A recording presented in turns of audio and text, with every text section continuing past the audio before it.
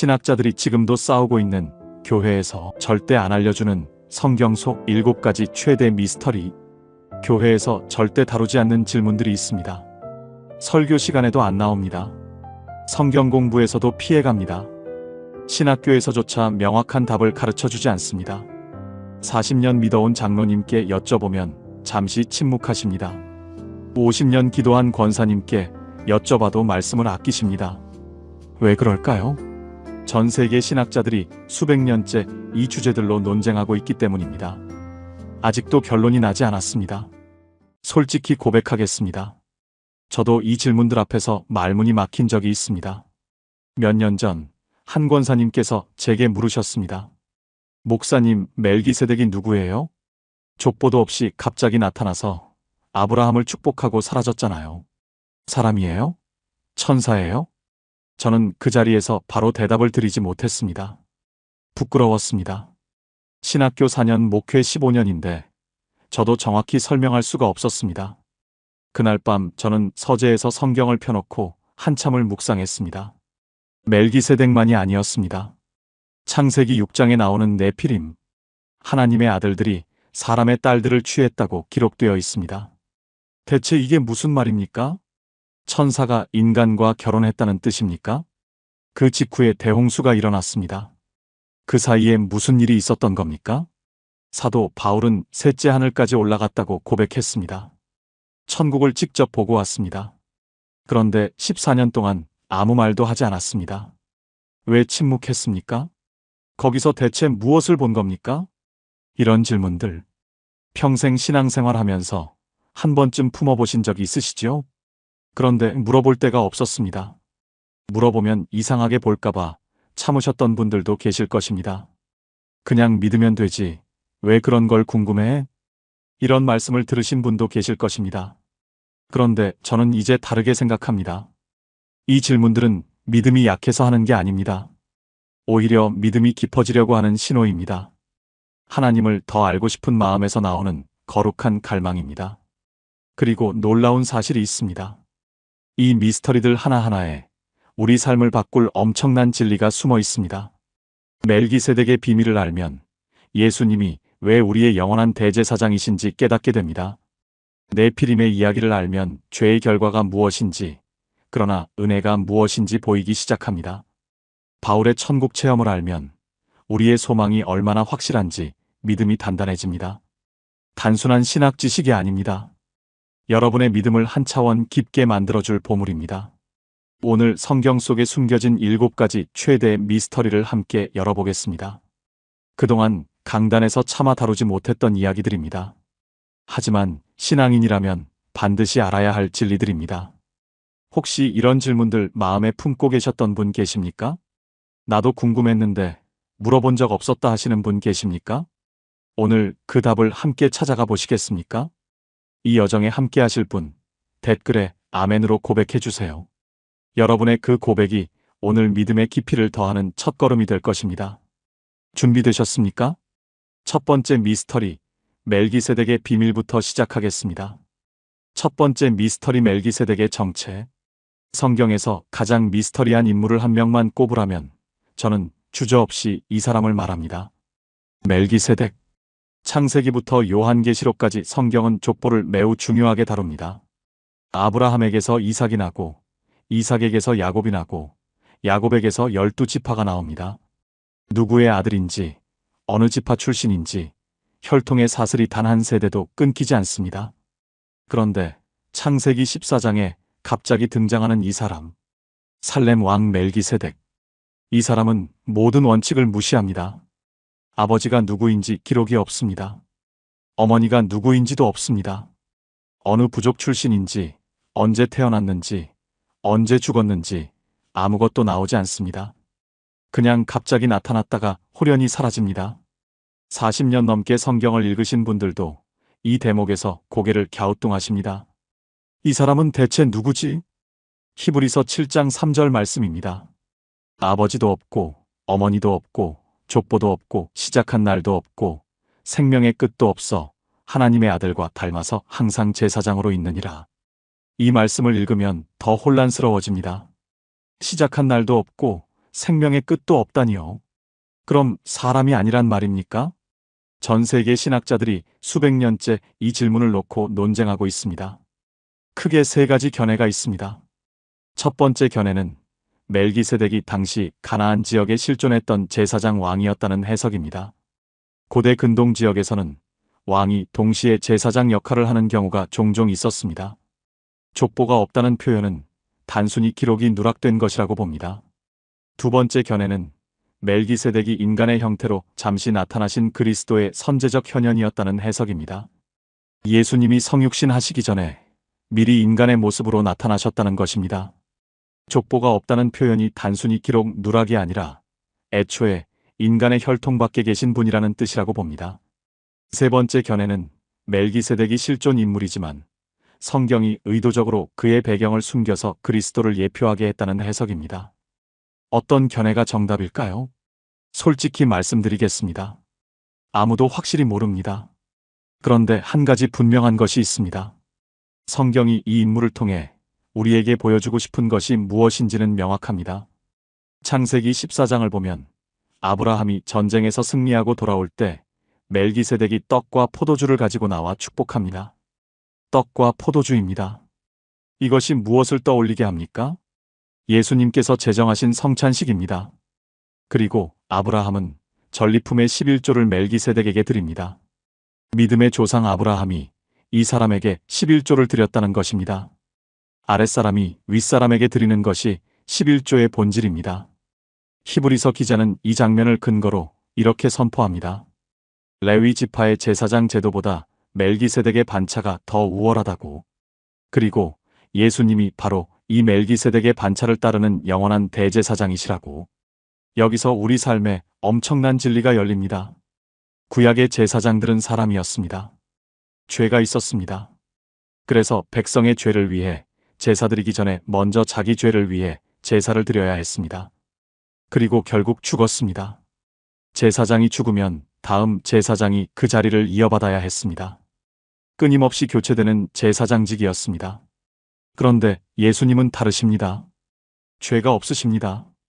죽으셨다가 부활하셨습니다. 영원히 살아계십니다. 그래서 영원한 대제사장이십니다. 단 한 번의 제사로 영원한 구원을 이루셨습니다. 지금 이 순간에도 하나님 우편에서 우리를 위해 중보하고 계십니다. 이것이 우리에게 무슨 의미입니까? 우리에게는 영원히 바뀌지 않는 중보자가 계시다는 뜻입니다. 경북 포항에 사시는 63세 이정호 집사님의 이야기입니다. 집사님은 5년 전에 사업이 완전히 무너졌습니다. 30년 동안 운영하던 작은 공장이었습니다. 거래처가 부도가 나면서 연쇄적으로 무너졌습니다. 빚이 2억이 넘게 남았습니다. 집사람과 함께 평생 모은 것이 하루아침에 사라졌습니다. 그때부터 기도가 안 되셨다고 합니다. 하나님, 저 30년 동안 11조 한 번 안 빠지고 드렸습니다. 새벽 기도 빠진 적 없습니다. 왜 이렇게 되었습니까? 원망은 아니었습니다. 그냥 막막했습니다. 무슨 말을 해야 할지 몰랐습니다. 기도하려고 무릎을 꿇어도 한숨만 나왔습니다. 그렇게 6개월을 보냈습니다. 어느 주일 예배 중에 히브리서 7장 25절 말씀이 읽혔습니다. 그러므로 자기를 힘입어 하나님께 나아가는 자들을 온전히 구원하실 수 있으니 이는 그가 항상 살아계셔서 그들을 위하여 간구하심이라. 그 말씀이 귀에 꽂혔습니다. 항상 살아계셔서 그들을 위하여 간구하심이라. 집사님은 그날 집에 돌아와서 이렇게 기도했습니다. 주님, 저는 지금 무슨 말을 해야 할지 모르겠습니다. 그냥 주님이 저를 위해 기도해 주세요. 저는 그것만 믿겠습니다. 그날 이후로 기도의 부담이 내려갔습니다. 거창한 기도를 해야 한다는 강박이 사라졌습니다. 상황이 당장 바뀐 것은 아니었습니다. 빚은 여전히 남아 있었습니다. 그러나 마음이 달라졌습니다. 예수님이 나를 위해 기도하고 계신다. 이 한 가지 사실이 집사님을 지탱해 주었습니다. 5년이 지난 지금 빚은 아직 다 갚지 못했습니다. 하지만 집사님은 이렇게 고백하십니다. 그때보다 지금이 더 평안합니다. 예수님이 나를 위해 중보하고 계시다는 것을 알기 때문입니다. 지금 이 영상을 보시는 분 중에 기도가 막히신 분 계십니까? 뭐라고 기도해야 할지 모르겠는 분 계십니까? 삶이 무너져서 하나님 앞에 나갈 말이 없는 분 계십니까? 기억하십시오. 지금 이 순간에도 예수님이 여러분을 위해 중보하고 계십니다. 우리의 영원한 대제사장이 하나님 우편에서 쉬지 않고 기도하고 계십니다. 멜기세덱의 비밀이 바로 이것이었습니다. 함께 기도하시겠습니까? 하나님 아버지, 감사합니다. 저에게 영원한 대제사장 예수 그리스도를 보내주셨음을 감사합니다. 저는 연약합니다. 기도할 힘도 없을 때가 있습니다. 뭐라고 말씀드려야 할지 모를 때가 있습니다. 그러나 예수님이 저를 위해 지금도 중보하고 계심을 믿습니다. 오늘 이 진리를 마음 깊이 붙들게 하여 주시옵소서. 예수님의 이름으로 기도합니다. 아멘. 멜기세덱이 정확히 누구인지 우리는 다 알지 못합니다. 그러나 그를 통해 예수님이 우리의 영원한 대제사장이심을 알게 되었습니다. 이것이 첫 번째 미스터리가 우리에게 주는 선물입니다. 그런데 성경에는 멜기세덱보다 더 충격적인 존재가 등장합니다. 천사와 인간 사이에서 태어났다는 거인들. 대홍수 직전에 나타난 네피림의 비밀을 지금부터 열어보겠습니다. 두 번째 미스터리 네피림의 정체. 창세기 6장은 성경에서 가장 논쟁적인 본문 중 하나입니다. 읽을 때마다 고개를 갸우뚱하게 만드는 구절이 있습니다. 창세기 6장 1절에서 4절까지입니다. 사람이 땅 위에 번성하기 시작할 때에 그들에게서 딸들이 나니 하나님의 아들들이 사람의 딸들의 아름다움을 보고 자기들이 좋아하는 모든 여자를 아내로 삼는지라. 당시에 땅에 네피림이 있었고 그 후에도 하나님의 아들들이 사람의 딸들에게로 들어와 자녀를 낳았으니 그들은 용사라 고대의 명성이 있는 사람들이었더라. 이 구절을 읽으면 질문이 쏟아집니다. 하나님의 아들들이 누구입니까? 사람의 딸들은 또 누구입니까? 그 사이에서 태어난 네피림은 무엇입니까? 용사요 명성이 있는 사람들이라고 했는데 왜 그 직후에 대홍수 심판이 내려졌습니까? 대체 무슨 일이 있었던 겁니까? 이 질문들 앞에서 신학자들의 의견이 크게 세 가지로 나뉩니다. 첫 번째 견해는 하나님의 아들들이 타락한 천사들이라는 해석입니다. 고대 유대 문헌인 에녹서에는 이 이야기가 상세히 기록되어 있습니다. 감시자라 불리는 천사들이 인간 여자들의 아름다움에 이끌려 하늘의 명령을 어기고 땅으로 내려왔다는 것입니다. 그들이 인간 여자와 결합하여 낳은 자손이 네피림이고 이들이 세상에 폭력과 부패를 퍼뜨렸다는 해석입니다. 두 번째 견해는 하나님의 아들들이 경건한 셋의 후손이라는 해석입니다. 사람의 딸들은 타락한 가인의 후손이고요. 신앙을 지키던 가문과 세 속에 물든 가문이 뒤섞이면서 영적 타락이 일어났다는 것입니다. 천사가 인간과 결혼한다는 것은 성경의 다른 가르침과 맞지 않기 때문에 이렇게 해석해야 한다고 주장합니다. 세 번째 견해는 하나님의 아들들이 고대의 왕들이나 권력자들이라는 해석입니다. 당시 이집트나 메소포타미아에서는 왕들이 스스로를 신의 자손이라고 불렀습니다. 이들이 권력을 앞세워 여러 여자를 취하고 폭압적인 통치를 하면서 사회가 극도로 부패했다는 것입니다. 어떤 해석이 맞을까요? 솔직히 확답을 드리기 어렵습니다. 성경 본문 자체가 매우 간략하게 기록되어 있기 때문입니다. 그러나 한 가지 분명한 사실이 있습니다. 이 사건 직후에 하나님께서 인간 세상을 더 이상 두고 볼 수 없을 만큼 심각한 상황이 벌어졌다는 것입니다. 창세기 6장 5절에서 6절 말씀입니다. 여호와께서 사람의 죄악이 세상에 가득함과 그의 마음으로 생각하는 모든 계획이 항상 악할 뿐임을 보시고 땅 위에 사람 지으셨음을 한탄하사 마음에 근심하시고 하나님께서 한탄하셨습니다. 마음에 근심하셨습니다. 창조주 하나님이 자신이 만든 피조물을 보면서 마음 아파하셨습니다. 얼마나 심각한 상황이었으면 이런 표현이 나왔겠습니까? 그래서 대홍수가 일어났습니다. 온 세상이 물로 심판받았습니다. 네피림이 정확히 무엇이었든 그들의 등장은 인류가 하나님의 창조 질서에서 얼마나 멀어질 수 있는지를 보여주는 경고입니다.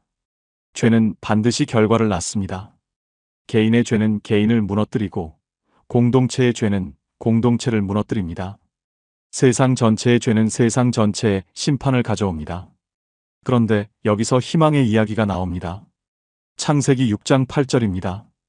그러나 노아는 여호와께 은혜를 입었더라. 온 세상이 죄악으로 가득할 때, 모두가 악한 길로 갈 때 노아는 달랐습니다. 노아는 하나님과 동행했습니다. 그래서 은혜를 입었습니다. 방주를 지으라는 명령을 받았습니다.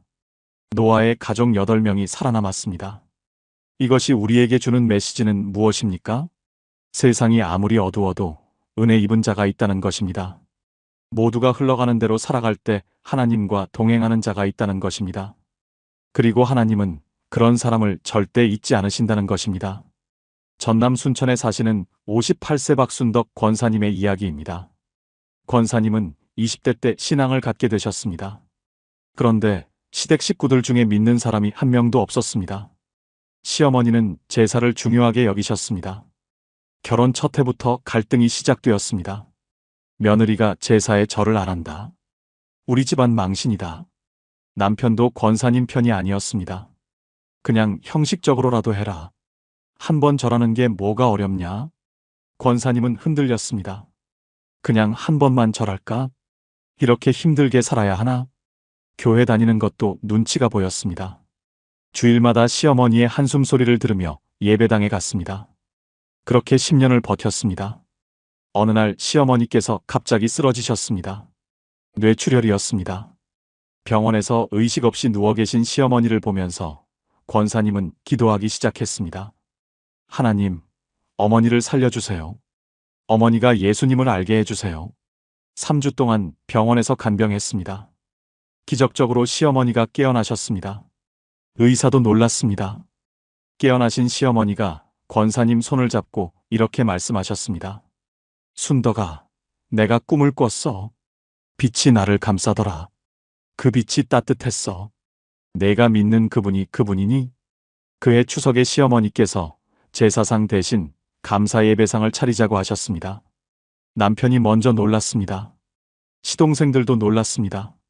권사님은 그때 깨달으셨습니다. 아, 내가 10년 동안 흔들리지 않고 버틴 것이 헛되지 않았구나. 하나님이 나를 보고 계셨구나. 지금은 시어머니와 함께 새벽 기도를 다니십니다. 남편도 작년에 세례를 받았습니다. 세상이 아무리 나를 흔들어도 하나님과 동행하는 삶은 결코 무너지지 않습니다. 노아가 그랬던 것처럼 은혜 입은 자는 반드시 지켜주십니다. 지금 이 영상을 보시는 분 중에 믿지 않는 가족 때문에 힘드신 분 계십니까? 혼자만 믿는 것 같아서 외로우신 분 계십니까? 이렇게 버텨서 뭐 하나 싶으신 분 계십니까? 포기하지 마십시오. 하나님은 노아를 기억하신 것처럼 여러분을 기억하고 계십니다. 여러분의 그 신앙이 언젠가 온 가족을 살리는 방주가 될 것입니다. 함께 기도하시겠습니까? 하나님 아버지, 감사합니다. 죄가 가득한 세상에서도 은혜 입은 자를 찾으시는 하나님을 찬양합니다. 저도 노아처럼 이 시대에 하나님과 동행하기 원합니다. 세상이 흔들어도 믿음을 지키게 하여 주시옵소서. 저로 인해 제 가족이 구원받게 하여 주시옵소서. 예수님의 이름으로 기도합니다. 아멘. 네피림의 정체가 무엇인지 우리는 다 알지 못합니다. 그러나 이 사건을 통해 죄의 결과와 은혜의 능력을 함께 보았습니다. 이것이 두 번째 미스터리가 우리에게 주는 선물입니다. 그런데 성경에는 사라진 보물이 있습니다. 하나님의 임재가 머물던 거룩한 상자. 언약궤는 지금 어디에 있을까요? 세 번째 미스터리를 열어보겠습니다. 세 번째 미스터리, 사라진 언약궤. 이스라엘 역사에서 가장 중요한 물건을 하나만 꼽으라면 단연 언약궤입니다. 시내산에서 받은 10계명 돌판이 들어있는 이 상자는 단순한 유물이 아니었습니다. 하나님의 임재가 머무는 자리였습니다. 이스라엘 공동체 전체의 정체성을 담은 상징이었습니다. 언약궤가 앞서가니 홍해가 갈라졌습니다. 요단강이 멈췄습니다. 여리고 성이 무너졌습니다. 솔로몬이 예루살렘에 웅장한 성전을 지었을 때 언약궤는 지성소 한가운데 안치되었습니다. 1년에 단 한 번 대속죄일에만 대제사장이 그 앞에 들어갔습니다. 그 궤를 잃어버린다는 것은 단순히 귀중품을 분실하는 것이 아니었습니다. 하나님의 임재를 잃는 것과 같았습니다. 그런데 바벨론이 예루살렘을 함락하고 성전을 파괴했을 때 그 이후로 언약궤는 역사에서 완전히 사라졌습니다. 열왕기하와 역대기에는 바벨론 군대가 성전의 모든 기물을 약탈해 갔다고 기록되어 있습니다. 금초대, 제단, 각종 제사 도구들의 목록이 상세히 적혀 있습니다. 그런데 놀랍게도 그 긴 목록 어디에도 언약궤는 등장하지 않습니다. 바벨론 측 기록에도 언약궤를 가져갔다는 언급이 없습니다. 마치 약탈당하기 전에 이미 어디론가 사라진 것처럼 보입니다. 도대체 어디로 간 걸까요? 몇 가지 가설이 있습니다. 첫 번째 가설은 예레미야 선지자가 바벨론 침공을 예견하고 언약궤를 느보산 비밀 동굴에 숨겼다는 것입니다. 외경인 마카베오 화서에는 이런 기록이 있습니다. 예레미야가 장막과 궤와 분향단을 가지고 모세가 하나님의 기업을 바라보았던 산으로 올라갔다. 그곳에서 동굴을 발견하고 그 안에 이것들을 감춘 뒤 입구를 막았다. 그리고 이렇게 말했다. 이 장소는 하나님께서 백성을 다시 모으시는 날까지 아무도 알 수 없을 것이다. 두 번째 가설은 성전 제사장들이 언약궤를 성전 지하 깊숙한 곳에 미리 숨겼다는 것입니다. 성전산 지하에는 복잡한 통로와 방들이 있었다고 전해집니다.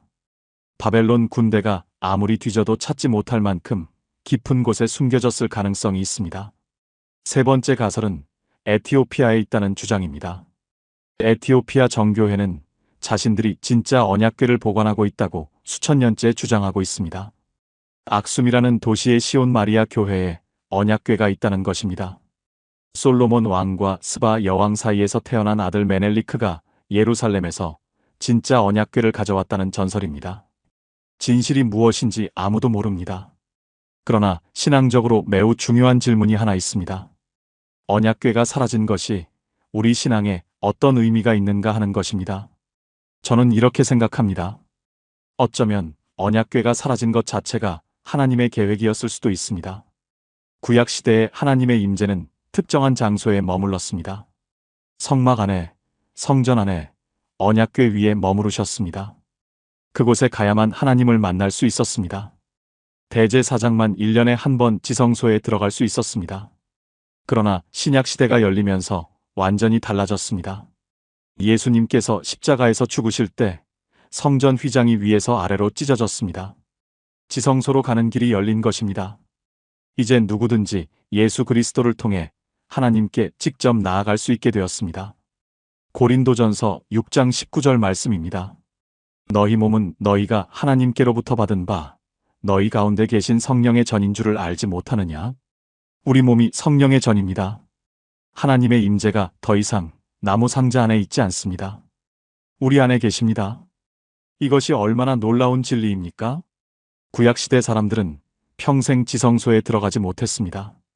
언약궤 앞에 서보는 것은 꿈도 꾸지 못했습니다. 그런데 지금 우리는 하나님의 임재를 몸 안에 모시고 살아가는 것입니다. 언약궤보다 더 큰 은혜를 받은 것입니다. 서울 관악구에 사시는 71세 최영숙 권사님의 이야기입니다.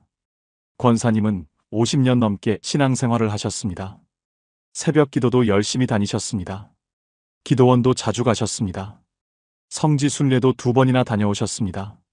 그런데 늘 마음 한편이 공허했습니다. 왜 나는 기도원 갔을 때만 은혜 받고 집에 오면 금방 식을까? 왜 성지 순례 갔을 때는 뜨거웠는데 일상으로 돌아오면 다시 무뎌질까? 권사님은 항상 어딘가로 가야만 하나님을 만날 수 있다고 생각하셨습니다. 교회 가야 은혜 받고 기도원 가야 충만해지고 특별한 장소에 가야 하나님을 경험한다고 믿으셨습니다. 3년 전 겨울 권사님이 무릎 수술을 받으셨습니다.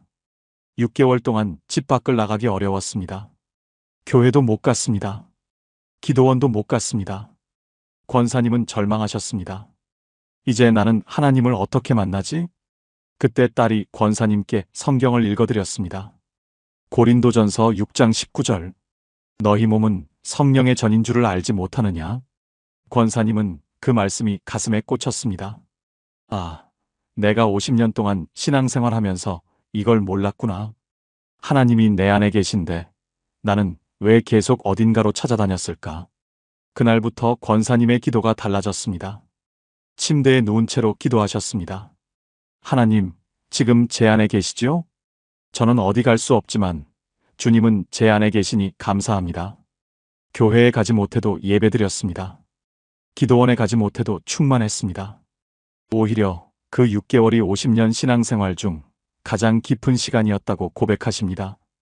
지금 이 영상을 보시는 분 중에 어딘가에 가야만 은혜 받는다고 생각하시는 분 계십니까? 교회에 가야, 기도원에 가야, 특별한 집회에 가야 하나님을 만난다고 생각하시는 분 계십니까? 기억하십시오. 하나님의 임재는 이제 상자 안에 있지 않습니다. 여러분 안에 계십니다. 지금 이 순간 여러분이 앉아 계신 그 자리가 지성소입니다. 언약궤보다 더 큰 은혜가 여러분 안에 있습니다. 함께 기도하시겠습니까? 하나님 아버지, 감사합니다. 주님의 임재가 저 안에 있음을 감사합니다. 저는 더 이상 어딘가를 찾아 헤매지 않겠습니다. 지금 이 자리에서 주님을 만납니다. 저의 몸이 성령의 전임을 고백합니다. 언약궤보다 더 큰 은혜를 주셔서 감사합니다. 예수님의 이름으로 기도합니다. 아멘. 언약궤가 어디 있는지 우리는 모릅니다. 그러나 하나님의 임재가 우리 안에 있다는 것은 확실히 압니다. 이것이 세 번째 미스터리가 우리에게 주는 선물입니다. 이제 예수님의 이야기로 넘어가겠습니다. 복음서에서 가장 긴 침묵의 시간. 예수님은 12살부터 30살까지 18년 동안 어디서 무엇을 하셨을까요? 네 번째 미스터리를 열어보겠습니다. 네 번째 미스터리, 예수님의 18년 공백. 복음서를 읽다 보면 한 가지 이상한 점을 발견하게 됩니다. 예수님의 어린 시절 이야기는 아주 적습니다. 탄생 이야기가 나오고 8일 만에 할례 받으신 이야기가 나오고 이집트로 피난 가셨다가 돌아오신 이야기가 나옵니다.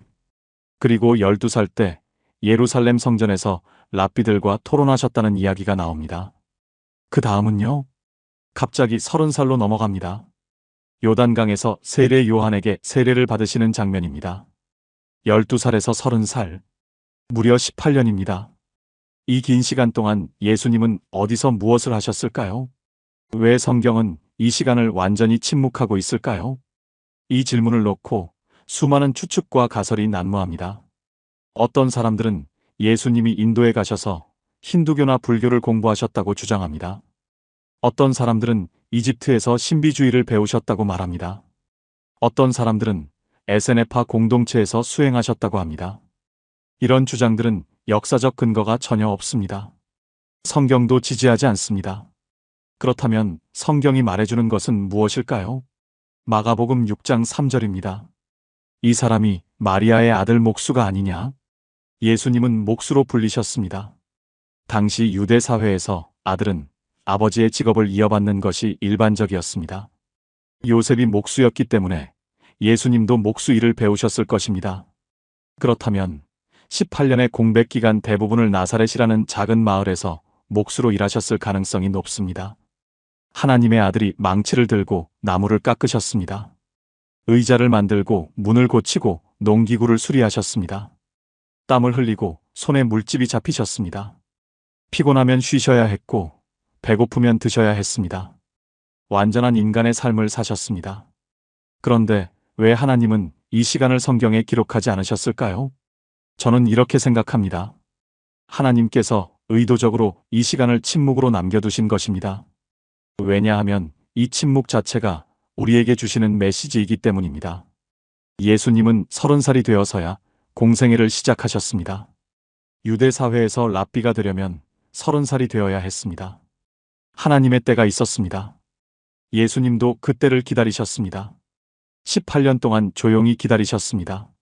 나사렛에서 묵묵히 일하면서 기다리셨습니다. 아무도 알아주지 않는 작은 마을에서 하나님의 때를 기다리셨습니다. 이것이 우리에게 무슨 의미입니까?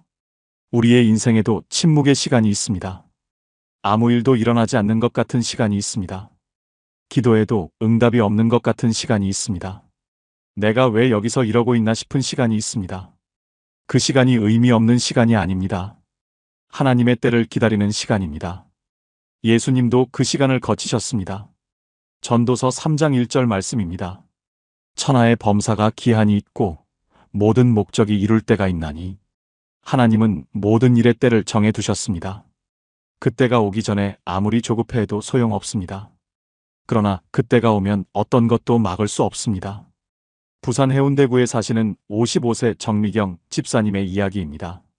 집사님은 40대 초반까지 승승장구하셨습니다. 대기업 과장으로 일하셨습니다. 능력을 인정받으셨습니다. 그런데 43살에 갑자기 회사에서 권고사직을 당하셨습니다. 구조조정이었습니다. 집사님은 충격을 받으셨습니다. 하나님, 저 열심히 일했는데 왜 이러십니까? 저 성실하게 살았는데 왜 이런 일이 생깁니까? 제 취업을 위해 뛰어다녔습니다. 이력서를 수십 군데 넣었습니다. 그러나 40대 중반 여성에게 돌아오는 연락은 없었습니다. 1년이 지나고 2년이 지났습니다. 집사님은 점점 지쳐갔습니다. 나는 이제 아무 쓸모가 없나 보다. 하나님이 나를 버리신 건가?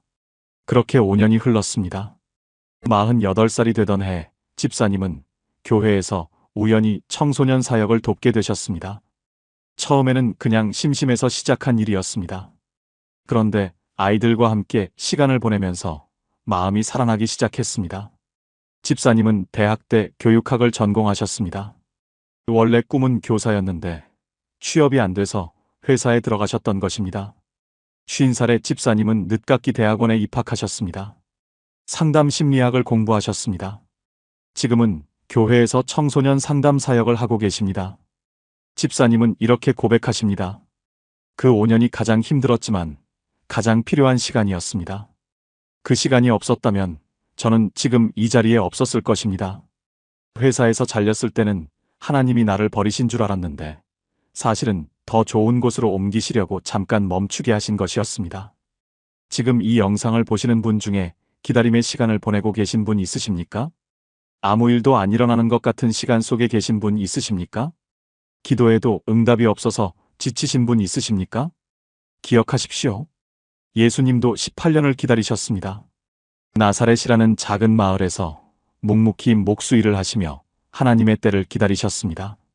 그 기다림 끝에 인류 역사를 바꾸는 3년의 사역이 시작되었습니다. 여러분의 기다림도 헛되지 않습니다. 하나님의 때가 반드시 옵니다. 함께 기도하시겠습니까? 하나님 아버지, 감사합니다. 예수님도 하나님의 때를 기다리셨음을 알게 해주셔서 감사합니다. 저도 지금 기다리는 시간 속에 있습니다. 때로는 지치고 때로는 의심됩니다. 그러나 주님의 때가 가장 좋은 때임을 믿습니다. 조급해하지 않고 묵묵히 기다리게 하여 주시옵소서. 예수님의 이름으로 기도합니다. 아멘. 예수님이 18년 동안 무엇을 하셨는지 우리는 자세히 모릅니다. 그러나 하나님의 때를 기다리는 것이 얼마나 중요한지 배웠습니다. 이것이 네 번째 미스터리가 우리에게 주는 선물입니다. 이제 사도 바울의 이야기로 넘어가겠습니다. 천국을 직접 보고 온 사람. 그런데 왜 14년이나 침묵했을까요? 다섯 번째 미스터리를 열어보겠습니다. 다섯 번째 미스터리 바울의 천국 체험. 죽음 너머의 세계를 직접 목격한 사람이 있다면 믿으시겠습니까? 그것도 2000년 전 로마 제국 시대의 이야기입니다. 환상이나 꿈이 아니라 실제로 천국에 다녀왔다고 증언한 사람. 바로 사도 바울입니다. 고린도후서 12장 2절에서 4절 말씀입니다. 내가 그리스도 안에 있는 한 사람을 아노니 14년 전에 그가 셋째 하늘에 이끌려간 자라. 그가 몸 안에 있었는지 몸 밖에 있었는지 나는 모르거니와 하나님은 아시느니라. 내가 이런 사람을 아노니 그가 낙원으로 이끌려가서 말로 표현할 수 없는 말을 들었으니 사람이 가히 이르지 못할 말이로다. 바울은 자신의 체험을 3인칭으로 표현했습니다. 그러나 문맥상 이것이 자기 자신의 경험임은 분명합니다. 셋째 하늘까지 올라갔다고 했습니다. 유대인들의 우주관에서 첫째 하늘은 대기권입니다. 우리가 보는 하늘이지요. 둘째 하늘은 별과 행성이 있는 우주 공간입니다. 셋째 하늘은 하나님이 계신 영적 영역입니다. 바울은 거기까지 올라갔습니다. 그리고 말로 표현할 수 없는 것을 보았습니다. 사람이 입 밖에 낼 수 없는 것들을 들었습니다. 그런데 이상한 점이 있습니다. 왜 14년이나 침묵했을까요? 바울은 평생을 복음 전파에 바친 사람입니다. 천국을 직접 보았다면 그것을 전하는 것이 당연하지 않습니까? 사람들에게 내가 천국을 보았다고 외치면 얼마나 많은 사람이 믿음을 가지겠습니까? 그런데 그는 14년 동안 아무 말도 하지 않았습니다. 심지어 말할 때도 아주 조심스럽게 짧게만 언급했습니다. 왜 그랬을까요? 고린도후서 12장 7절에 답이 있습니다. 여러 계시를 받은 것이 지극히 크므로 너무 자만하지 않게 하시려고 내 육체의 가시 곧 사탄의 사자를 주셨으니 이는 나를 쳐서 너무 자만하지 않게 하려 하심이라. 하나님은 바울이 교만해지지 않도록 육체의 가시를 주셨습니다. 바울은 이 가시를 3번이나 제거해달라고 기도했습니다. 그러나 하나님은 허락하지 않으셨습니다. 대신 이렇게 말씀하셨습니다. 내 은혜가 내게 족하다. 이는 내 능력이 약한 데서 온전하여짐이라. 여기서 중요한 진리가 나옵니다. 천국 체험 자체가 목적이 아닙니다. 영적 체험이 아무리 놀랍고 특별해도 그것을 자랑하거나 과시하는 순간 의미가 퇴색됩니다. 바울에게 주어진 천국 체험은 앞으로 감당해야 할 엄청난 고난을 견디게 하는 힘이었습니다. 바울은 그 이후 수많은 매를 맞았습니다. 감옥에 갇혔습니다. 돌에 맞아 거의 죽을 뻔했습니다. 파선을 당했습니다. 천국의 영광을 본 사람만이 그런 고난 속에서도 흔들리지 않을 수 있었습니다. 그렇다면 우리는 이 이야기에서 무엇을 배울 수 있습니까? 천국은 실제입니다. 바울이 직접 보고 왔습니다. 우리의 소망은 막연한 희망이 아닙니다. 실제로 존재하는 곳을 향한 확실한 소망입니다. 빌립보서 1장 23절에서 바울은 이렇게 고백합니다. 내가 그 두 사이에 끼었으니 떠나서 그리스도와 함께 있을 욕망을 가진 이것이 더욱 좋으나 죽음이 끝이 아닙니다. 그리스도와 함께하는 것이 훨씬 더 좋다고 바울은 확신했습니다. 그는 직접 보았기 때문입니다. 강원도 원주에 사시는 68세 한정의 권사님의 이야기입니다. 권사님은 5년 전에 유방암 판정을 받으셨습니다. 3기였습니다. 의사 선생님이 말씀하셨습니다. 수술하고 항암 치료 받으셔야 합니다. 그래도 5년 생존율이 60% 정도입니다. 권사님은 그 말을 듣는 순간 머리가 하얘지셨습니다. 내가 죽을 수도 있구나. 40년 넘게 신앙생활을 하셨지만 죽음 앞에서 두려움이 밀려왔습니다. 수술 전날 밤 권사님은 잠이 오지 않으셨습니다. 침대에 누워서 성경을 읽으셨습니다. 그때 고린도후서 12장 바울의 천국 체험 이야기가 눈에 들어왔습니다. 그리고 빌립보서 1장 23절 떠나서 그리스도와 함께 있을 욕망을 가진 이것이 더욱 좋으나 권사님은 그 말씀을 읽으며 생각하셨습니다. 바울은 천국을 보았기 때문에 죽음을 두려워하지 않았구나. 나는 천국을 보지 못했지만 바울의 증언을 믿을 수 있다. 바울이 거짓말할 사람이 아니다. 그렇다면 나도 천국을 믿을 수 있다. 그날 밤 권사님은 기도하셨습니다. 하나님, 저는 천국을 보지 못했습니다. 하지만 바울의 증언을 믿습니다. 제가 수술대에서 죽더라도 주님께 가는 것이니 두렵지 않습니다. 그러나 주님의 뜻이라면 저를 더 살게 하셔서 이 믿음을 나누게 해주세요. 수술은 성공적이었습니다. 항암 치료도 잘 받으셨습니다. 5년이 지난 지금 권사님은 완치 판정을 받으셨습니다. 권사님은 이렇게 고백하십니다. 암에 걸리기 전에는 천국이 막연했습니다. 죽음도 남의 일 같았습니다. 그런데 암을 통해 천국이 실제가 되었습니다. 죽음이 끝이 아니라는 것을 마음으로 알게 되었습니다. 이제 저는 죽음이 두렵지 않습니다. 언젠가 주님 앞에 가는 날이 오면 바울처럼 더욱 좋다고 고백할 수 있을 것 같습니다. 지금 이 영상을 보시는 분 중에 죽음이 두려우신 분 계십니까? 사랑하는 사람을 떠나보내고 다시 만날 수 있을지 불안하신 분 계십니까? 기억하십시오. 천국은 실제입니다. 바울이 직접 보고 왔습니다. 우리의 소망은 확실합니다. 죽음은 끝이 아니라 더 좋은 곳으로 가는 문입니다. 함께 기도하시겠습니까? 하나님 아버지, 감사합니다. 천국이 실제라는 것을 바울의 증언을 통해 확신하게 하셔서 감사합니다. 저의 소망은 막연한 희망이 아닙니다. 주님이 계신 곳을 향한 확실한 소망입니다. 죽음 앞에서도 흔들리지 않는 믿음을 주시옵소서. 예수님의 이름으로 기도합니다. 아멘. 바울이 천국에서 무엇을 보았는지 자세히는 모릅니다. 그러나 천국이 실제라는 것은 확실히 압니다. 이것이 5번째 미스터리가 우리에게 주는 선물입니다. 이제 가장 불길한 숫자 이야기로 넘어가겠습니다. 이 숫자는 정말 악마의 숫자입니까? 6번째 미스터리를 열어보겠습니다. 6번째 미스터리 666의 의미. 이 세 자리 숫자만큼 인류 역사에서 공포와 호기심을 동시에 불러일으킨 숫자가 있을까요? 할리우드 공포 영화의 단골 소재입니다. 음모론자들이 가장 좋아하는 주제입니다. 어떤 사람들은 이 숫자가 적힌 것을 보면 피합니다. 호텔에 666호방이 없는 곳도 있습니다. 건물에 6층이 없는 곳도 있습니다. 이 숫자는 정말 악마의 숫자입니까? 성경은 뭐라고 말합니까? 요한계시록 13장 18절입니다. 지혜가 여기 있으니 총명한 자는 그 짐승의 수를 세어보라. 그것은 사람의 수니 그의 수는 666이니라. 여기서 핵심은 사람의 수라는 표현입니다. 이것은 특정한 한 사람을 가리킨다는 뜻입니다. 고대 히브리어와 그리스어는 알파벳 자체가 숫자 기능을 했습니다. 각 글자마다 숫자 값이 있었습니다. 이름의 철자를 모두 더하면 그 사람을 나타내는 숫자가 나왔습니다. 이것을 게마트리아라고 합니다. 초대교회 신학자들은 이 암호를 풀기 위해 많은 노력을 기울였습니다. 가장 유력한 답으로 떠오른 인물이 있습니다. 로마 황제 네로입니다.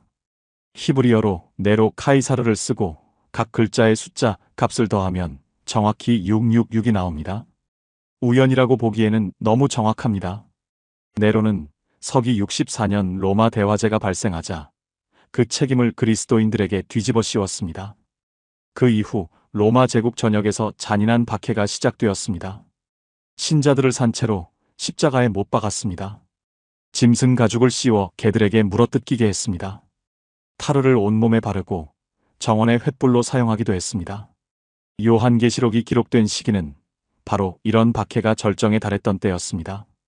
당시 신자들에게 666은 단순한 숫자가 아니었습니다. 지금 바로 이 순간 자신들을 죽이려는 악의 화신을 가리키는 암호였습니다. 공개적으로 황제를 비난하면 즉시 처형당하던 시대였기에 이런 상징적 표현이 필요했습니다. 그렇다면 네로가 죽은 지 2000년이 지난 지금 이 숫자는 의미가 없는 걸까요? 많은 신학자들은 그렇게 생각하지 않습니다. 666이 네로라는 특정 인물을 넘어서 더 큰 의미를 담고 있다고 보기 때문입니다. 성경의 예언은 종종 이중적 성취를 보입니다. 당대에 한 번 이루어지고 미래에 다시 한 번 더 큰 규모로 성취되는 것입니다. 네로는 신을 자처하며 그리스도인들에게 황제 숭배를 강요했습니다. 거부하는 자는 죽음뿐이었습니다. 오늘날은 어떻습니까? 직접적인 종교 박해는 많이 줄어들었습니다. 그러나 다른 형태의 압력이 존재합니다. 돈, 권력, 명예, 쾌락, 이런 것들이 하나님의 자리를 차지하려고 합니다. 믿음대로 살면 손해본다. 세상 물정 모르는 소리 하지 마라. 현실적으로 살아야지. 이런 목소리가 우리를 흔듭니다. 요한계시록은 짐승의 표를 받지 않으면 매매를 할 수 없다고 경고했습니다. 경제적 압박으로 신앙을 포기하게 만드는 시스템입니다. 오늘날에도 비슷한 일이 일어납니다. 주일에 일해야 승진할 수 있어. 거래처 접대는 어쩔 수 없잖아. 사업하려면 어느 정도는 타협해야지.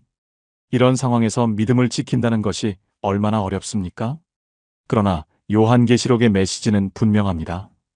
어떤 상황에서도 흔들리지 말라는 것입니다. 요한계시록 14장 12절입니다. 성도들의 인내가 여기 있나니 그들은 하나님의 계명과 예수에 대한 믿음을 지키는 자니라. 성도의 인내입니다. 하나님의 계명을 지키고 예수님에 대한 믿음을 지키는 것입니다. 어떤 압박이 와도 어떤 유혹이 와도 끝까지 지키는 것입니다. 인천 남동구에 사시는 52세 김성호 집사님의 이야기입니다. 집사님은 중견 건설회사 영업팀장으로 일하셨습니다. 실적이 좋으셨습니다. 승진 직전이었습니다. 그런데 문제가 생겼습니다. 회사에서 큰 프로젝트를 따내려면 관행적으로 해오던 일이 있었습니다. 발주처 담당자에게 돈을 전달하는 것이었습니다. 집사님은 알고 있었습니다. 그것이 불법이라는 것을. 예전에는 이 바닥이 다 그렇다고 합리화했습니다. 그런데 2년 전에 은혜를 받으신 후로 마음이 불편해졌습니다. 이건 아니다. 하나님 앞에서 부끄럽다. 집사님은 부장님께 말씀드렸습니다. 저는 이 일을 못하겠습니다. 부장님이 화를 내셨습니다. 자네 승진 포기하는 거야? 이 바닥에서 그렇게 살면 못 버텨. 집사님은 승진에서 탈락하셨습니다. 다른 사람이 팀장 자리를 가져갔습니다. 집사님은 한직으로 밀려나셨습니다. 월급도 줄었습니다. 주변에서 뭐라고 했는지 아십니까? 바보같이 왜 그랬어? 적당히 살지. 믿음이 밥 먹여주나? 집사님도 흔들렸습니다. 내가 잘한 건가? 가족들한테 미안하다. 그런데 1년 후에 일이 터졌습니다. 그 프로젝트에 관련된 비리가 검찰 수사로 드러났습니다. 돈을 전달했던 담당자들이 줄줄이 구속되었습니다. 집사님을 대신해서 승진했던 사람도 포함되어 있었습니다. 집사님은 아무 일 없었습니다. 애초에 그 일에 손을 대지 않았기 때문입니다. 지금 집사님은 다른 회사로 옮기셔서 더 좋은 위치에서 일하고 계십니다. 집사님은 이렇게 고백하십니다. 그때 정말 힘들었습니다. 손해보는 것 같았습니다. 하지만 하나님은 저를 지켜주셨습니다. 세상이 아무리 압박해도 믿음을 지키면 하나님이 책임져 주십니다. 지금 이 영상을 보시는 분 중에 세상의 압박 때문에 흔들리시는 분 계십니까? 믿음대로 살면 손해볼 것 같아서 타협하고 싶은 분 계십니까? 기억하십시오.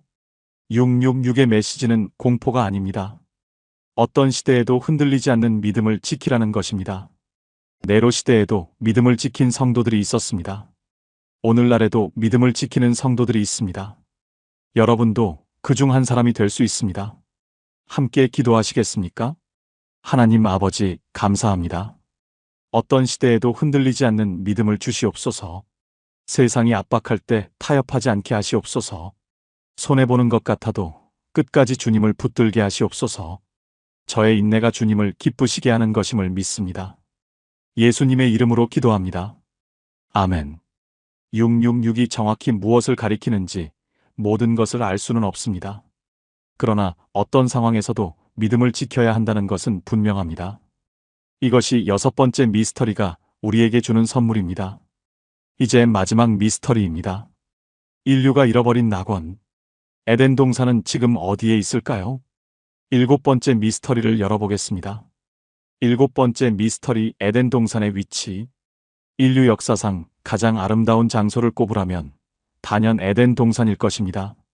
완벽한 기후, 풍성한 과일, 동물들과의 조화로운 공존, 무엇보다 하나님과 매일 함께 거니는 삶이 있던 곳입니다. 죽음이 없었습니다. 질병이 없었습니다. 눈물이 없었습니다. 아담과 하와는 그곳에서 완벽한 행복을 누렸습니다. 창세기는 에덴의 위치에 대해 구체적인 단서를 제공합니다. 창세기 2장 10절에서 14절입니다. 강이 에덴에서 흘러나와 동산을 적시고 거기서부터 갈라져 네 근원이 되었으니 첫째의 이름은 비손이라. 둘째 강의 이름은 기혼이라. 셋째 강의 이름은 hit데겔이라. 넷째 강은 유프라테스더라. hit데겔은 티그리스 강입니다. 유프라테스 강과 함께 지금도 존재하는 강입니다. 이 두 강이 흐르는 지역, 현재의 이라크 남부 지역이 가장 유력한 후보지로 거론됩니다. 그래서 수많은 탐험가와 고고학자들이 그 지역을 뒤졌습니다. 그러나 에덴 동산은 발견되지 않았습니다. 왜일까요? 몇 가지 이유가 있습니다. 첫째, 노아의 홍수입니다. 대홍수가 전 지구적 사건이었다면 지표면 자체가 완전히 바뀌었을 것입니다. 에덴이 있던 지역이 물에 잠기거나 지형이 완전히 달라졌을 가능성이 있습니다. 둘째, 하나님께서 의도적으로 숨기셨을 가능성입니다. 창세기 3장 24절입니다. 이같이 하나님이 그 사람을 쫓아내시고 에덴 동산 동쪽의 그룹들과 두루 도는 불칼을 두어 생명나무의 길을 지키게 하시니라. 하나님은 그룹 천사와 불칼을 두어 에덴으로 가는 길을 막으셨습니다. 다시는 그곳으로 돌아갈 수 없게 하신 것입니다. 어쩌면 에덴은 지금 이 땅의 어딘가에 존재하지만 인간이 찾을 수 없도록 감춰져 있는 것인지도 모릅니다. 그렇다면 에덴 동산은 영원히 잃어버린 것입니까? 저는 그렇게 생각하지 않습니다. 에덴의 본질이 무엇인지 생각해 보아야 합니다. 에덴의 본질은 장소가 아닙니다. 관계입니다. 에덴이 낙원이었던 이유는 그곳의 풍경이 아름다워서가 아닙니다. 하나님과 완벽한 교제를 나누었기 때문입니다. 아담과 하와는 하나님과 함께 거닐었습니다. 하나님과 대화했습니다. 그 관계 안에 완전한 평화와 기쁨이 있었습니다. 죄가 들어오면서 깨진 것은 장소가 아니라 관계였습니다. 하나님과의 친밀함이 끊어졌습니다. 그래서 에덴에서 쫓겨난 것입니다. 그렇다면 에덴의 회복은 무엇입니까? 장소를 찾는 것이 아닙니다. 관계를 회복하는 것입니다. 예수 그리스도를 통해 하나님과의 관계가 회복됩니다. 십자가에서 죄의 대가를 치르시고 우리에게 다시 하나님께 나아갈 길을 열어주셨습니다. 에덴에서 막혔던 그 길이 예수님을 통해 다시 열린 것입니다. 요한계시록은 마지막에 새 하늘과 새 땅을 보여줍니다. 요한계시록 22장 1절에서 2절입니다. 또 그가 수정같이 맑은 생명수의 강을 내게 보이니 하나님과 및 어린 양의 보좌로부터 나와서 길 가운데로 흐르더라. 강 좌우에 생명나무가 있어 생명나무가 다시 등장합니다. 에덴에서 막혔던 생명나무가 새 예루살렘에서 다시 나타납니다. 요한계시록 21장 3절입니다. 보라 하나님의 장막이 사람들과 함께 있음에 하나님이 그들과 함께 계시리니 그들은 하나님의 백성이 되고 하나님은 친히 그들과 함께 계셔서 하나님이 사람들과 함께 계십니다. 에덴에서 누렸던 그 관계가 완전히 회복됩니다. 이것이 진정한 에덴의 회복입니다. 경기도 안양에 사시는 73세 이복순 권사님의 이야기입니다. 권사님은 60년 가까이 신앙생활을 하셨습니다. 그런데 한 가지 풀리지 않는 아픔이 있었습니다. 둘째 아들과의 관계였습니다. 20년 전에 큰 다툼이 있었습니다. 아들이 집을 나갔습니다. 연락이 끊겼습니다. 명절에도 오지 않았습니다. 손자 얼굴도 보지 못했습니다. 권사님은 매일 그 아들을 위해 기도하셨습니다. 하나님, 우리 아들 마음을 돌려주세요. 한 번만 만나게 해주세요. 10년이 지나고 15년이 지나도 연락이 없었습니다. 권사님은 지치셨습니다. 하나님, 왜 이 기도는 안 들어주세요? 제가 뭘 잘못했습니까? 어느 날 새벽 기도 중에 에덴 동산 말씀을 묵상하셨습니다. 아담과 하와가 죄를 짓고 하나님을 피해 숨었던 장면이었습니다. 그런데 하나님은 그들을 찾아오셨습니다. 내가 어디 있느냐? 그 말씀이 가슴에 꽂혔습니다. 아, 하나님도 아담을 잃어버리셨구나. 하나님도 자녀가 떠나는 아픔을 아시는구나. 그런데 하나님은 포기하지 않고 찾아오셨구나. 권사님은 그날 깨달으셨습니다. 하나님이 아담을 찾아오신 것처럼 하나님이 아들을 찾아가실 것이라는 것을, 내가 할 일은 원망이 아니라 믿음으로 기다리는 것이라는 것을, 그리고 먼저 용서하는 것이라는 것을. 권사님은 아들에게 편지를 쓰셨습니다. 20년 만에 처음 쓰는 편지였습니다. 아들아, 엄마가 미안하다. 그때 엄마가 너무 심하게 말했다. 용서해다오. 엄마는 널 기다리고 있단다. 답장이 올 거라고 기대하지 않으셨습니다. 그냥 보내기만 했습니다. 그런데 한 달 후 아들에게서 전화가 왔습니다. 엄마. 그 한마디에 권사님은 눈물이 터지셨습니다. 아들도 울고 있었습니다. 작년 추석에 아들 가족이 집에 왔습니다. 20년 만이었습니다. 손자를 처음 안아보셨습니다. 권사님은 이렇게 고백하십니다. 에덴 동산이 어디 있는지 몰라도 됩니다. 관계가 회복되는 곳이 에덴입니다. 20년 동안 잃어버렸던 아들을 다시 만난 그날이 제게는 에덴이었습니다. 지금 이 영상을 보시는 분 중에 깨어진 관계 때문에 아파하시는 분 계십니까? 가족과 멀어져서 마음이 아프신 분 계십니까? 회복될 수 없을 것 같은 관계 때문에 절망하시는 분 계십니까? 기억하십시오. 하나님은 에덴에서 아담을 찾아가셨습니다. 예수님은 잃어버린 우리를 찾아오셨습니다. 관계의 회복은 가능합니다. 잃어버린 낙원은 다시 찾을 수 있습니다. 함께 기도하시겠습니까? 하나님 아버지, 감사합니다. 잃어버린 관계를 회복시키시는 하나님을 찬양합니다. 에덴에서 아담을 찾아가신 것처럼 저의 깨어진 관계도 회복시켜 주시옵소서. 용서할 수 있는 마음을 주시옵소서. 먼저 손 내밀 수 있는 용기를 주시옵소서. 예수님의 이름으로 기도합니다. 아멘. 에덴 동산이 어디 있는지 우리는 모릅니다. 그러나 관계가 회복되는 곳이 에덴이라는 것은 알게 되었습니다. 이것이 7번째 미스터리가 우리에게 주는 선물입니다. 첫 번째 미스터리 멜기세덱의 정체. 성경에서 가장 미스터리한 인물을 한 명만 꼽으라면 저는 주저없이 이 사람을 말합니다. 멜기세덱. 창세기부터 요한계시록까지 성경은 족보를 매우 중요하게 다룹니다. 아브라함에게서 이삭이 나고, 이삭에게서 야곱이 나고, 야곱에게서 12지파가 나옵니다. 누구의 아들인지, 어느 지파 출신인지, 혈통의 사슬이 단 한 세대도 끊기지 않습니다. 그런데 창세기 14장에 갑자기 등장하는 이 사람, 살렘 왕 멜기세덱.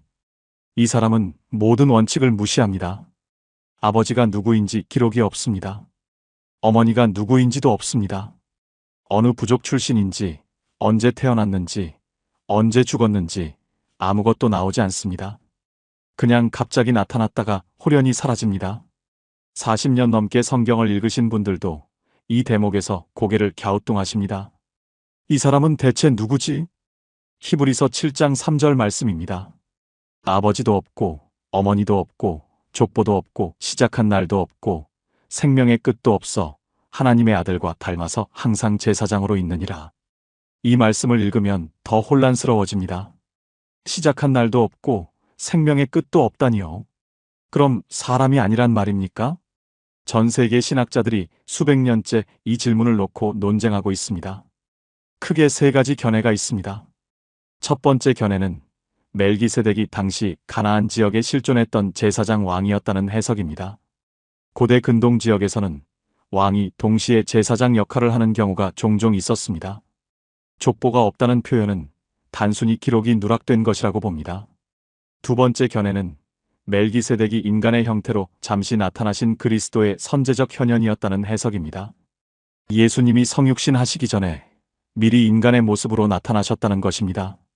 족보가 없다는 표현이 단순히 기록 누락이 아니라 애초에 인간의 혈통 밖에 계신 분이라는 뜻이라고 봅니다. 세 번째 견해는 멜기세덱이 실존 인물이지만 성경이 의도적으로 그의 배경을 숨겨서 그리스도를 예표하게 했다는 해석입니다. 어떤 견해가 정답일까요? 솔직히 말씀드리겠습니다. 아무도 확실히 모릅니다. 그런데 한 가지 분명한 것이 있습니다. 성경이 이 인물을 통해 우리에게 보여주고 싶은 것이 무엇인지는 명확합니다. 창세기 14장을 보면 아브라함이 전쟁에서 승리하고 돌아올 때 멜기세덱이 떡과 포도주를 가지고 나와 축복합니다. 떡과 포도주입니다. 이것이 무엇을 떠올리게 합니까? 예수님께서 제정하신 성찬식입니다. 그리고 아브라함은 전리품의 11조를 멜기세덱에게 드립니다. 믿음의 조상 아브라함이 이 사람에게 11조를 드렸다는 것입니다. 아랫사람이 윗사람에게 드리는 것이 11조의 본질입니다. 히브리서 기자는 이 장면을 근거로 이렇게 선포합니다. 레위 지파의 제사장 제도보다 멜기세덱의 반차가 더 우월하다고. 그리고 예수님이 바로 이 멜기세덱의 반차를 따르는 영원한 대제사장이시라고. 여기서 우리 삶에 엄청난 진리가 열립니다. 구약의 제사장들은 사람이었습니다. 죄가 있었습니다. 그래서 백성의 죄를 위해 제사 드리기 전에 먼저 자기 죄를 위해 제사를 드려야 했습니다. 그리고 결국 죽었습니다. 제사장이 죽으면 다음 제사장이 그 자리를 이어받아야 했습니다.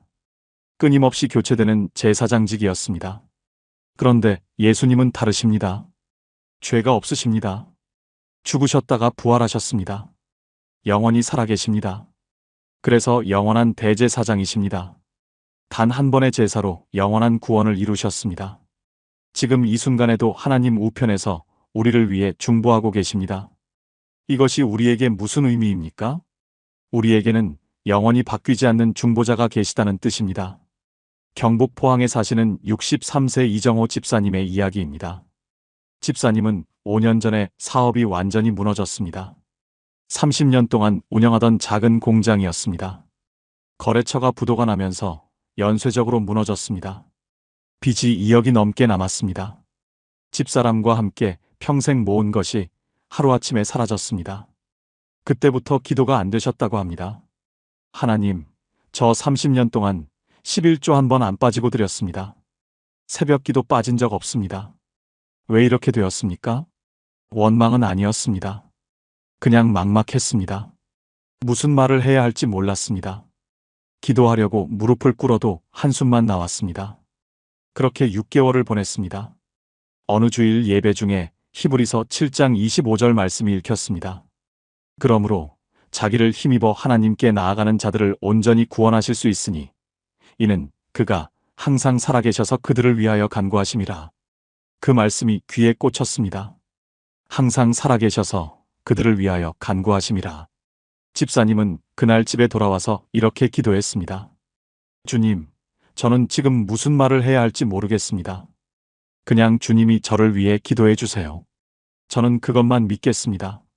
그날 이후로 기도의 부담이 내려갔습니다. 거창한 기도를 해야 한다는 강박이 사라졌습니다. 상황이 당장 바뀐 것은 아니었습니다. 빚은 여전히 남아 있었습니다. 그러나 마음이 달라졌습니다. 예수님이 나를 위해 기도하고 계신다. 이 한 가지 사실이 집사님을 지탱해 주었습니다. 5년이 지난 지금 빚은 아직 다 갚지 못했습니다. 하지만 집사님은 이렇게 고백하십니다. 그때보다 지금이 더 평안합니다. 예수님이 나를 위해 중보하고 계시다는 것을 알기 때문입니다.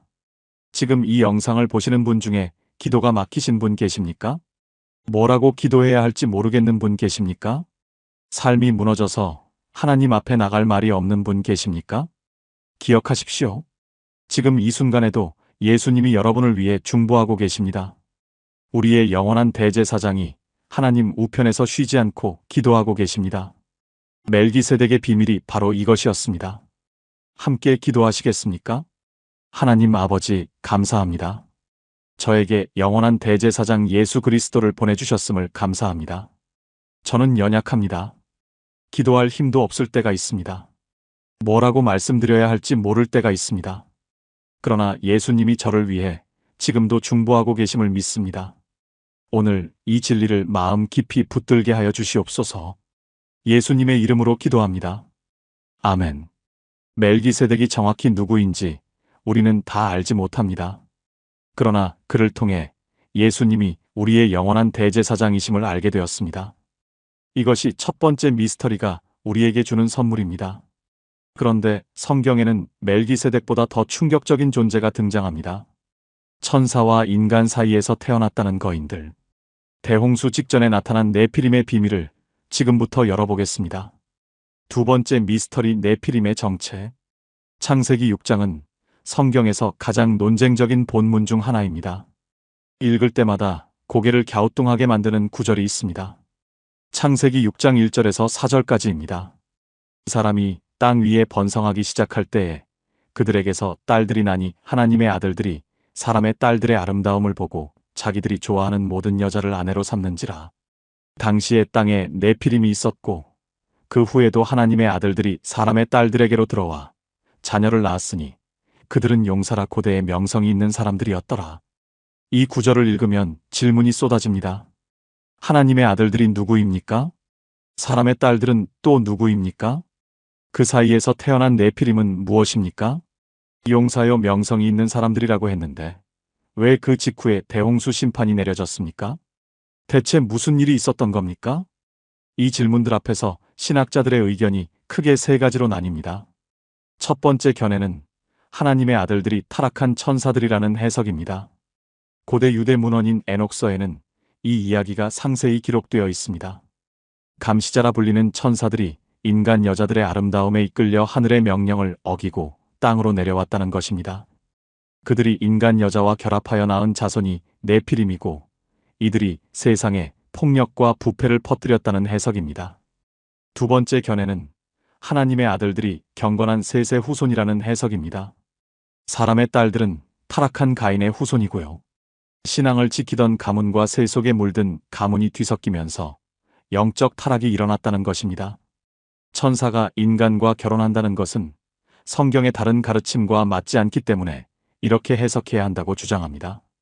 세 번째 견해는 하나님의 아들들이 고대의 왕들이나 권력자들이라는 해석입니다. 당시 이집트나 메소포타미아에서는 왕들이 스스로를 신의 자손이라고 불렀습니다. 이들이 권력을 앞세워 여러 여자를 취하고 폭압적인 통치를 하면서 사회가 극도로 부패했다는 것입니다. 어떤 해석이 맞을까요? 솔직히 확답을 드리기 어렵습니다.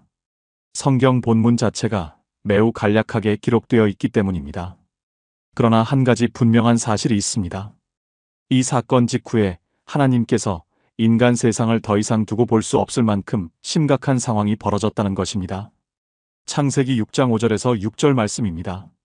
여호와께서 사람의 죄악이 세상에 가득함과 그의 마음으로 생각하는 모든 계획이 항상 악할 뿐임을 보시고 땅 위에 사람 지으셨음을 한탄하사 마음에 근심하시고 하나님께서 한탄하셨습니다. 마음에 근심하셨습니다. 창조주 하나님이 자신이 만든 피조물을 보면서 마음 아파하셨습니다. 얼마나 심각한 상황이었으면 이런 표현이 나왔겠습니까? 그래서 대홍수가 일어났습니다. 온 세상이 물로 심판받았습니다. 네피림이 정확히 무엇이었든 그들의 등장은 인류가 하나님의 창조 질서에서 얼마나 멀어질 수 있는지를 보여주는 경고입니다. 죄는 반드시 결과를 낳습니다. 개인의 죄는 개인을 무너뜨리고 공동체의 죄는 공동체를 무너뜨립니다. 세상 전체의 죄는 세상 전체에 심판을 가져옵니다. 그런데 여기서 희망의 이야기가 나옵니다. 창세기 6장 8절입니다. 그러나 노아는 여호와께 은혜를 입었더라. 온 세상이 죄악으로 가득할 때, 모두가 악한 길로 갈 때 노아는 달랐습니다. 노아는 하나님과 동행했습니다. 그래서 은혜를 입었습니다. 방주를 지으라는 명령을 받았습니다. 노아의 가족 8명이 살아남았습니다. 이것이 우리에게 주는 메시지는 무엇입니까? 세상이 아무리 어두워도 은혜 입은 자가 있다는 것입니다. 모두가 흘러가는 대로 살아갈 때 하나님과 동행하는 자가 있다는 것입니다. 그리고 하나님은 그런 사람을 절대 잊지 않으신다는 것입니다. 전남 순천에 사시는 58세 박순덕 권사님의 이야기입니다. 권사님은 20대 때 신앙을 갖게 되셨습니다. 그런데 시댁 식구들 중에 믿는 사람이 한 명도 없었습니다. 시어머니는 제사를 중요하게 여기셨습니다. 결혼 첫 해부터 갈등이 시작되었습니다. 며느리가 제사에 절을 안 한다. 우리 집안 망신이다. 남편도 권사님 편이 아니었습니다. 그냥 형식적으로라도 해라. 한 번 절하는 게 뭐가 어렵냐? 권사님은 흔들렸습니다. 그냥 한 번만 절할까? 이렇게 힘들게 살아야 하나? 교회 다니는 것도 눈치가 보였습니다. 주일마다 시어머니의 한숨 소리를 들으며 예배당에 갔습니다. 그렇게 10년을 버텼습니다. 어느 날 시어머니께서 갑자기 쓰러지셨습니다. 뇌출혈이었습니다. 병원에서 의식 없이 누워 계신 시어머니를 보면서 권사님은 기도하기 시작했습니다. 하나님, 어머니를 살려주세요. 어머니가 예수님을 알게 해주세요. 3주 동안 병원에서 간병했습니다. 기적적으로 시어머니가 깨어나셨습니다. 의사도 놀랐습니다. 깨어나신 시어머니가 권사님 손을 잡고 이렇게 말씀하셨습니다. 순덕아, 내가 꿈을 꿨어. 빛이 나를 감싸더라. 그 빛이 따뜻했어. 내가 믿는 그분이 그분이니? 그해 추석에 시어머니께서 제사상 대신 감사 예배상을 차리자고 하셨습니다. 남편이 먼저 놀랐습니다. 시동생들도 놀랐습니다. 권사님은 그때 깨달으셨습니다. 아, 내가 10년 동안 흔들리지 않고 버틴 것이 헛되지 않았구나. 하나님이 나를 보고 계셨구나. 지금은 시어머니와 함께 새벽 기도를 다니십니다. 남편도 작년에 세례를 받았습니다. 세상이 아무리 나를 흔들어도 하나님과 동행하는 삶은 결코 무너지지 않습니다. 노아가 그랬던 것처럼 은혜 입은 자는 반드시 지켜주십니다. 지금 이 영상을 보시는 분 중에 믿지 않는 가족 때문에 힘드신 분 계십니까? 혼자만 믿는 것 같아서 외로우신 분 계십니까? 이렇게 버텨서 뭐 하나 싶으신 분 계십니까? 포기하지 마십시오. 하나님은 노아를 기억하신 것처럼 여러분을 기억하고 계십니다. 여러분의 그 신앙이 언젠가 온 가족을 살리는 방주가 될 것입니다. 함께 기도하시겠습니까? 하나님 아버지, 감사합니다. 죄가 가득한 세상에서도 은혜 입은 자를 찾으시는 하나님을 찬양합니다. 저도 노아처럼 이 시대에 하나님과 동행하기 원합니다. 세상이 흔들어도 믿음을 지키게 하여 주시옵소서. 저로 인해 제 가족이 구원받게 하여 주시옵소서. 예수님의 이름으로 기도합니다. 아멘. 네피림의 정체가 무엇인지 우리는 다 알지 못합니다. 그러나 이 사건을 통해 죄의 결과와 은혜의 능력을 함께 보았습니다. 이것이 두 번째 미스터리가 우리에게 주는 선물입니다. 그런데 성경에는 사라진 보물이 있습니다. 하나님의 임재가 머물던 거룩한 상자. 언약궤는 지금 어디에 있을까요? 세 번째 미스터리를 열어보겠습니다. 세 번째 미스터리, 사라진 언약궤. 이스라엘 역사에서 가장 중요한 물건을 하나만 꼽으라면 단연 언약궤입니다. 시내산에서 받은 십계명 돌판이 들어있는 이 상자는 단순한 유물이 아니었습니다. 하나님의 임재가 머무는 자리였습니다. 이스라엘 공동체 전체의 정체성을 담은 상징이었습니다. 언약궤가 앞서가니 홍해가 갈라졌습니다. 요단강이 멈췄습니다. 여리고 성이 무너졌습니다. 솔로몬이 예루살렘에 웅장한 성전을 지었을 때 언약궤는 지성소 한가운데 안치되었습니다.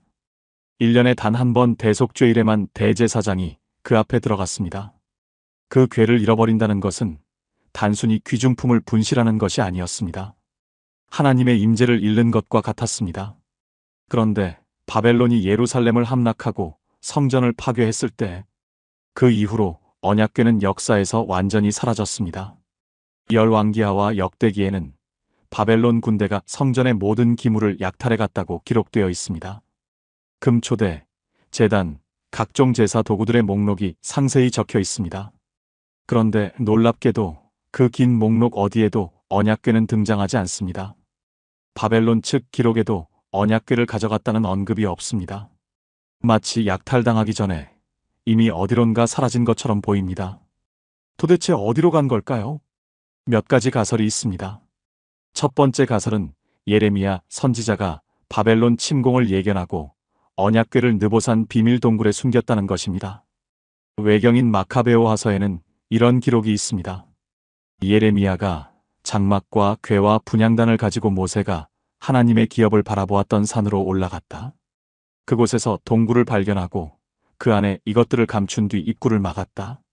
그리고 이렇게 말했다. 이 장소는 하나님께서 백성을 다시 모으시는 날까지 아무도 알 수 없을 것이다. 두 번째 가설은 성전 제사장들이 언약궤를 성전 지하 깊숙한 곳에 미리 숨겼다는 것입니다. 성전산 지하에는 복잡한 통로와 방들이 있었다고 전해집니다.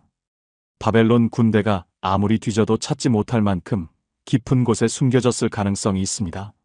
세 번째 가설은 에티오피아에 있다는 주장입니다.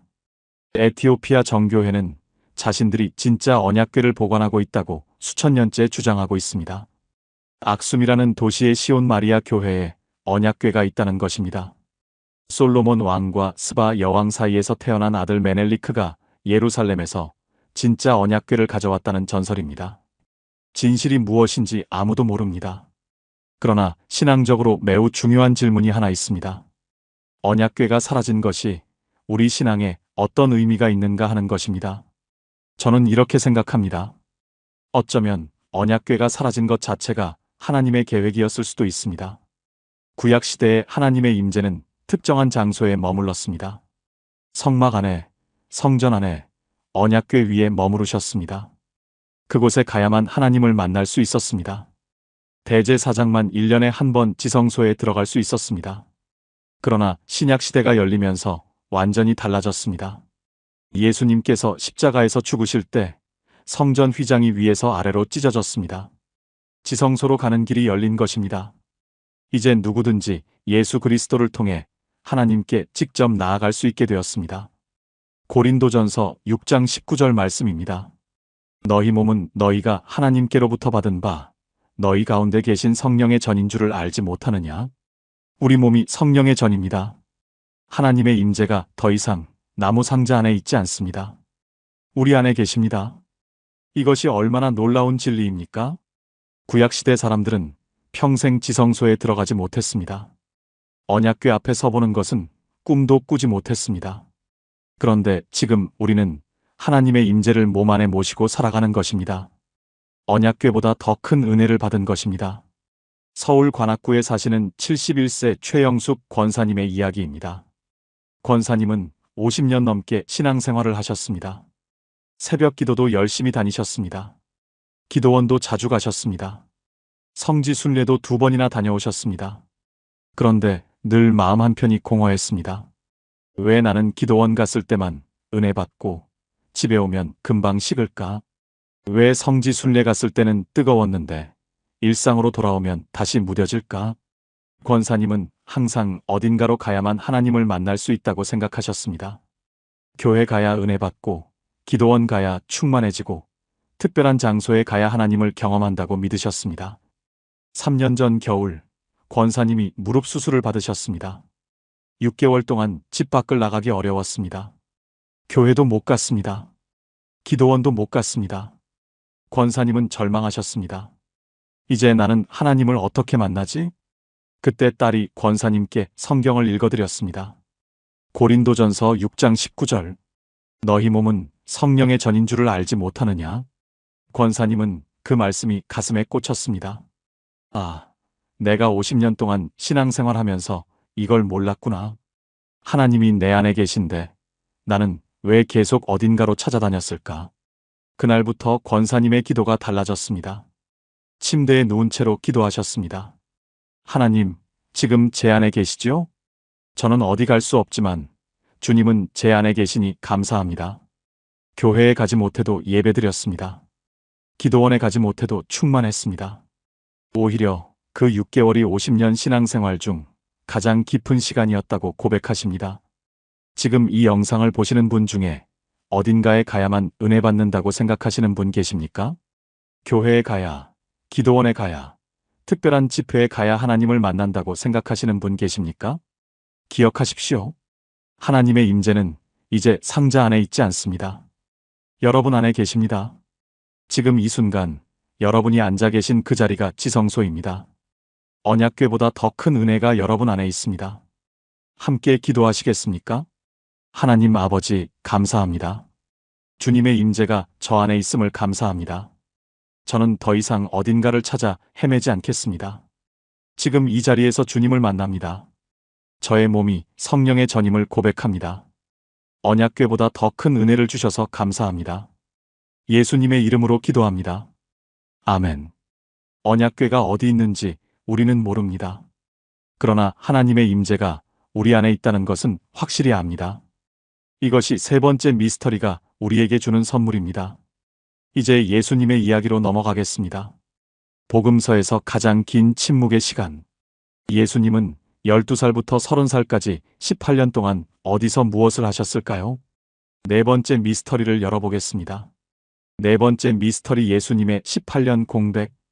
복음서를 읽다 보면 한 가지 이상한 점을 발견하게 됩니다. 예수님의 어린 시절 이야기는 아주 적습니다. 탄생 이야기가 나오고 8일 만에 할례 받으신 이야기가 나오고 이집트로 피난 가셨다가 돌아오신 이야기가 나옵니다. 그리고 12살 때 예루살렘 성전에서 랍비들과 토론하셨다는 이야기가 나옵니다. 그 다음은요? 갑자기 30살로 넘어갑니다. 요단강에서 세례 요한에게 세례를 받으시는 장면입니다. 12살에서 30살, 무려 18년입니다. 이 긴 시간 동안 예수님은 어디서 무엇을 하셨을까요? 왜 성경은 이 시간을 완전히 침묵하고 있을까요? 이 질문을 놓고 수많은 추측과 가설이 난무합니다. 어떤 사람들은 예수님이 인도에 가셔서 힌두교나 불교를 공부하셨다고 주장합니다. 어떤 사람들은 이집트에서 신비주의를 배우셨다고 말합니다. 어떤 사람들은 에세네파 공동체에서 수행하셨다고 합니다. 이런 주장들은 역사적 근거가 전혀 없습니다. 성경도 지지하지 않습니다. 그렇다면 성경이 말해주는 것은 무엇일까요? 마가복음 6장 3절입니다.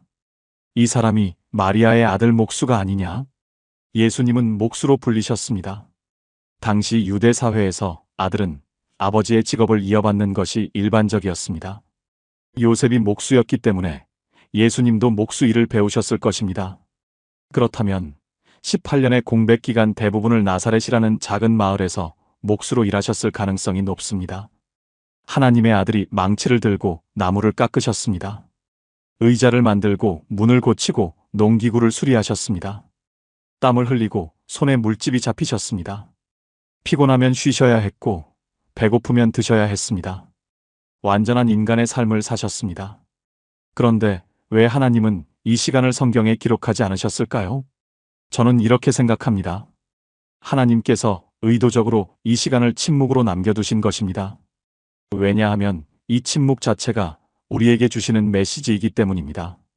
예수님은 30살이 되어서야 공생애를 시작하셨습니다. 유대 사회에서 랍비가 되려면 30살이 되어야 했습니다. 하나님의 때가 있었습니다. 예수님도 그 때를 기다리셨습니다. 18년 동안 조용히 기다리셨습니다. 나사렛에서 묵묵히 일하면서 기다리셨습니다. 아무도 알아주지 않는 작은 마을에서 하나님의 때를 기다리셨습니다. 이것이 우리에게 무슨 의미입니까? 우리의 인생에도 침묵의 시간이 있습니다. 아무 일도 일어나지 않는 것 같은 시간이 있습니다. 기도해도 응답이 없는 것 같은 시간이 있습니다. 내가 왜 여기서 이러고 있나 싶은 시간이 있습니다. 그 시간이 의미 없는 시간이 아닙니다. 하나님의 때를 기다리는 시간입니다. 예수님도 그 시간을 거치셨습니다. 전도서 3장 1절 말씀입니다. 천하의 범사가 기한이 있고 모든 목적이 이룰 때가 있나니 하나님은 모든 일의 때를 정해 두셨습니다.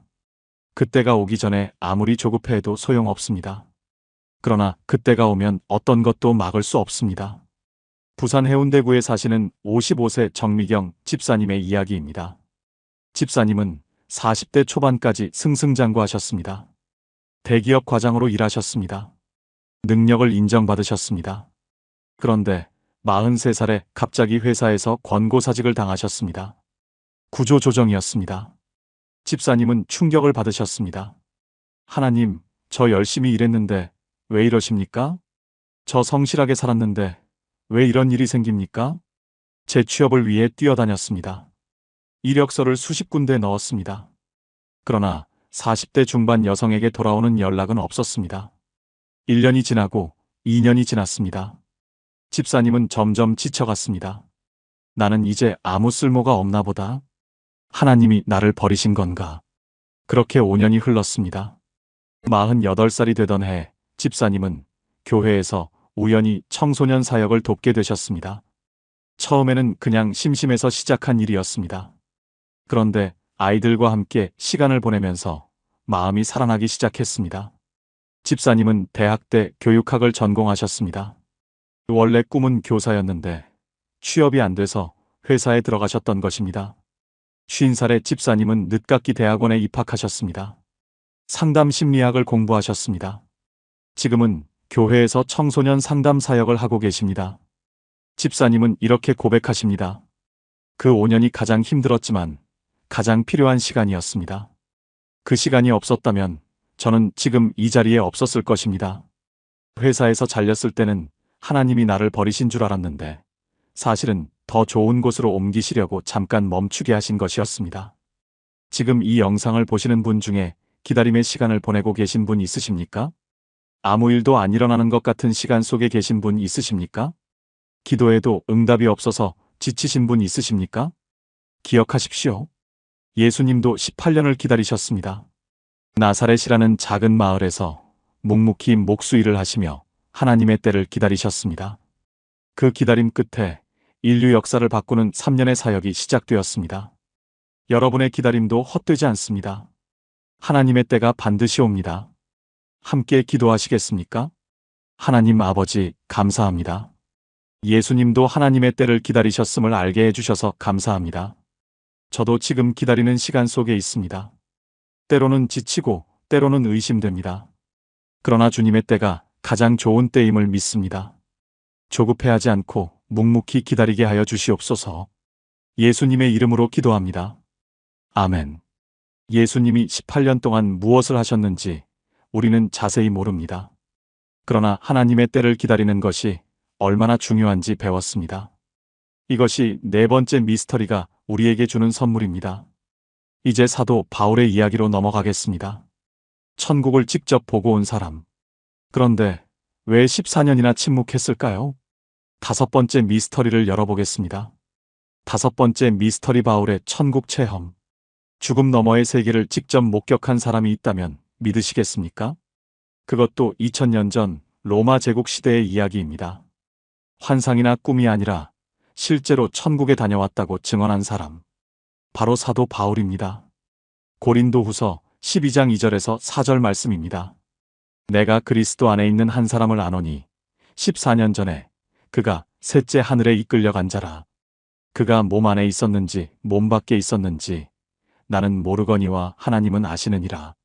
내가 이런 사람을 아노니 그가 낙원으로 이끌려가서 말로 표현할 수 없는 말을 들었으니 사람이 가히 이르지 못할 말이로다.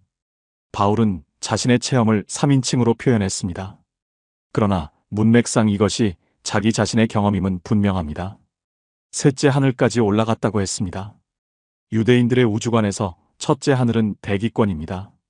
우리가 보는 하늘이지요. 둘째 하늘은 별과 행성이 있는 우주 공간입니다. 셋째 하늘은 하나님이 계신 영적 영역입니다. 바울은 거기까지 올라갔습니다. 그리고 말로 표현할 수 없는 것을 보았습니다. 사람이 입 밖에 낼 수 없는 것들을 들었습니다. 그런데 이상한 점이 있습니다. 왜 14년이나 침묵했을까요? 바울은 평생을 복음 전파에 바친 사람입니다. 천국을 직접 보았다면 그것을 전하는 것이 당연하지 않습니까? 사람들에게 내가 천국을 보았다고 외치면 얼마나 많은 사람이 믿음을 가지겠습니까? 그런데 그는 14년 동안 아무 말도 하지 않았습니다.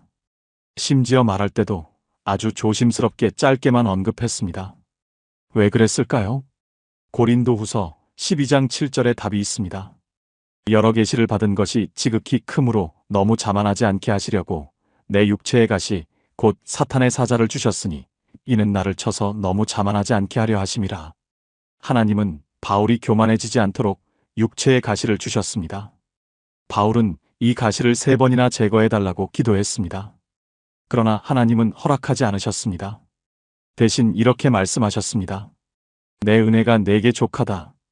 이는 내 능력이 약한 데서 온전하여짐이라. 여기서 중요한 진리가 나옵니다. 천국 체험 자체가 목적이 아닙니다.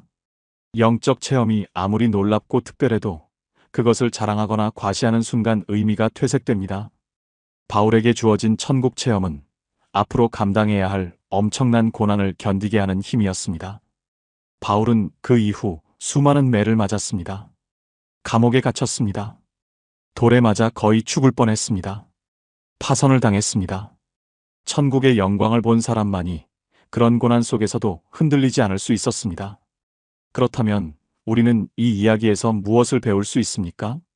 천국은 실제입니다. 바울이 직접 보고 왔습니다. 우리의 소망은 막연한 희망이 아닙니다. 실제로 존재하는 곳을 향한 확실한 소망입니다. 빌립보서 1장 23절에서 바울은 이렇게 고백합니다. 내가 그 두 사이에 끼었으니 떠나서 그리스도와 함께 있을 욕망을 가진 이것이 더욱 좋으나 죽음이 끝이 아닙니다. 그리스도와 함께하는 것이 훨씬 더 좋다고 바울은 확신했습니다. 그는 직접 보았기 때문입니다. 강원도 원주에 사시는 68세 한정의 권사님의 이야기입니다. 권사님은 5년 전에 유방암 판정을 받으셨습니다. 3기였습니다. 의사 선생님이 말씀하셨습니다. 수술하고 항암 치료 받으셔야 합니다. 그래도 5년 생존율이 60% 정도입니다. 권사님은 그 말을 듣는 순간 머리가 하얘지셨습니다. 내가 죽을 수도 있구나. 40년 넘게 신앙생활을 하셨지만 죽음 앞에서 두려움이 밀려왔습니다. 수술 전날 밤 권사님은 잠이 오지 않으셨습니다. 침대에 누워서 성경을 읽으셨습니다. 그때 고린도후서 12장 바울의 천국 체험 이야기가 눈에 들어왔습니다. 그리고 빌립보서 1장 23절 떠나서 그리스도와 함께 있을 욕망을 가진 이것이 더욱 좋으나 권사님은 그 말씀을 읽으며 생각하셨습니다. 바울은 천국을 보았기 때문에 죽음을 두려워하지 않았구나. 나는 천국을 보지 못했지만 바울의 증언을 믿을 수 있다. 바울이 거짓말할 사람이 아니다. 그렇다면 나도 천국을 믿을 수 있다. 그날 밤 권사님은 기도하셨습니다. 하나님, 저는 천국을 보지 못했습니다. 하지만 바울의 증언을 믿습니다. 제가 수술대에서 죽더라도 주님께 가는 것이니 두렵지 않습니다. 그러나 주님의 뜻이라면 저를 더 살게 하셔서 이 믿음을 나누게 해주세요. 수술은 성공적이었습니다. 항암 치료도 잘 받으셨습니다. 5년이 지난 지금 권사님은 완치 판정을 받으셨습니다. 권사님은 이렇게 고백하십니다. 암에 걸리기 전에는 천국이 막연했습니다. 죽음도 남의 일 같았습니다. 그런데 암을 통해 천국이 실제가 되었습니다. 죽음이 끝이 아니라는 것을 마음으로 알게 되었습니다. 이제 저는 죽음이 두렵지 않습니다.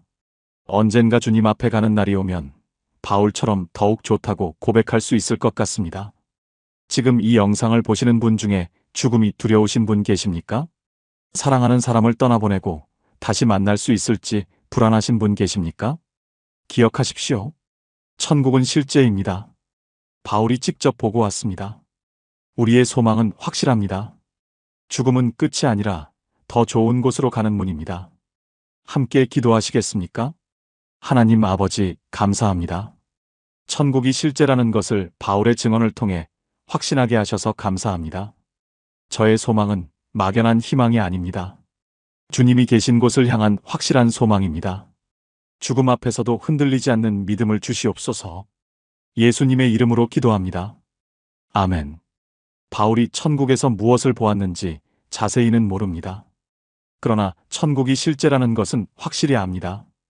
이것이 5번째 미스터리가 우리에게 주는 선물입니다. 이제 가장 불길한 숫자 이야기로 넘어가겠습니다. 이 숫자는 정말 악마의 숫자입니까? 6번째 미스터리를 열어보겠습니다.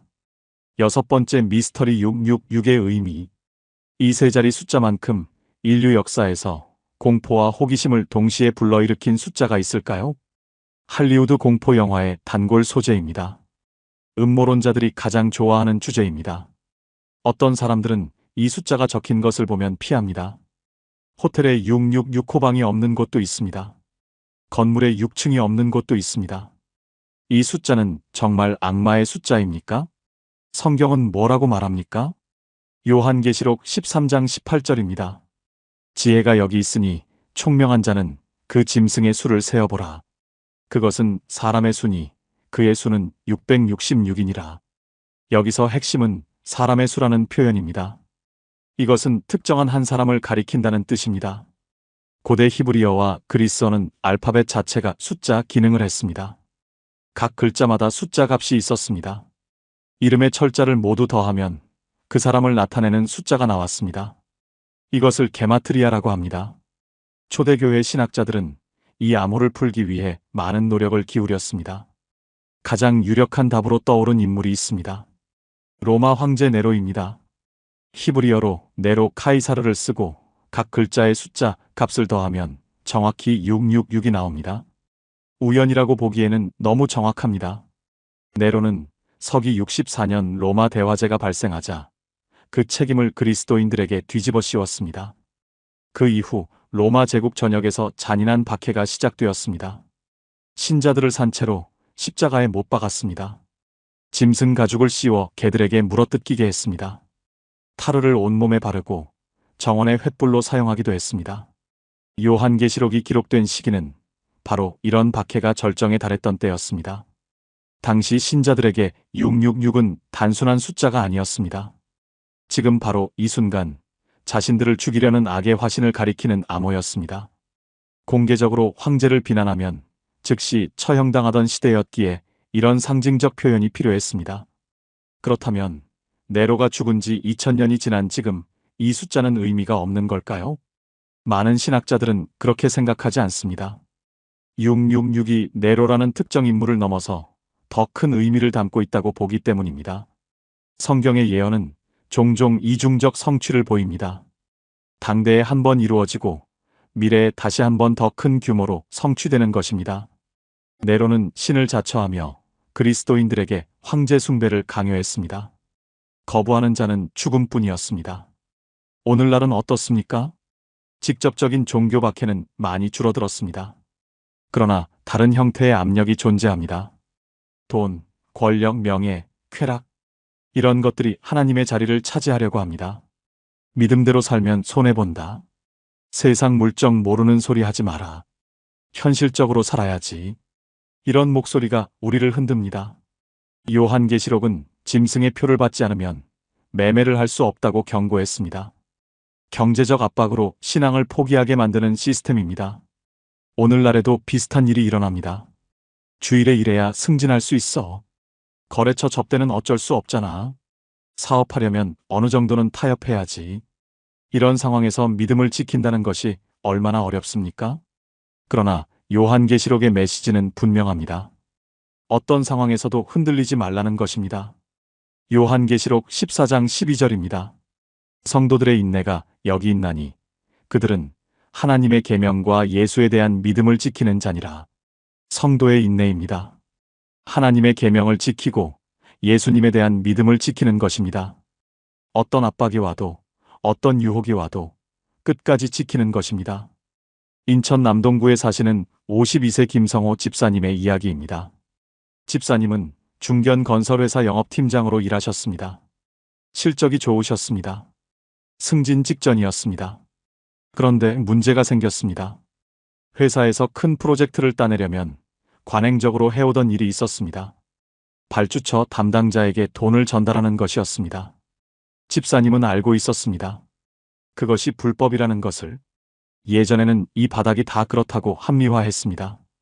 그런데 2년 전에 은혜를 받으신 후로 마음이 불편해졌습니다. 이건 아니다.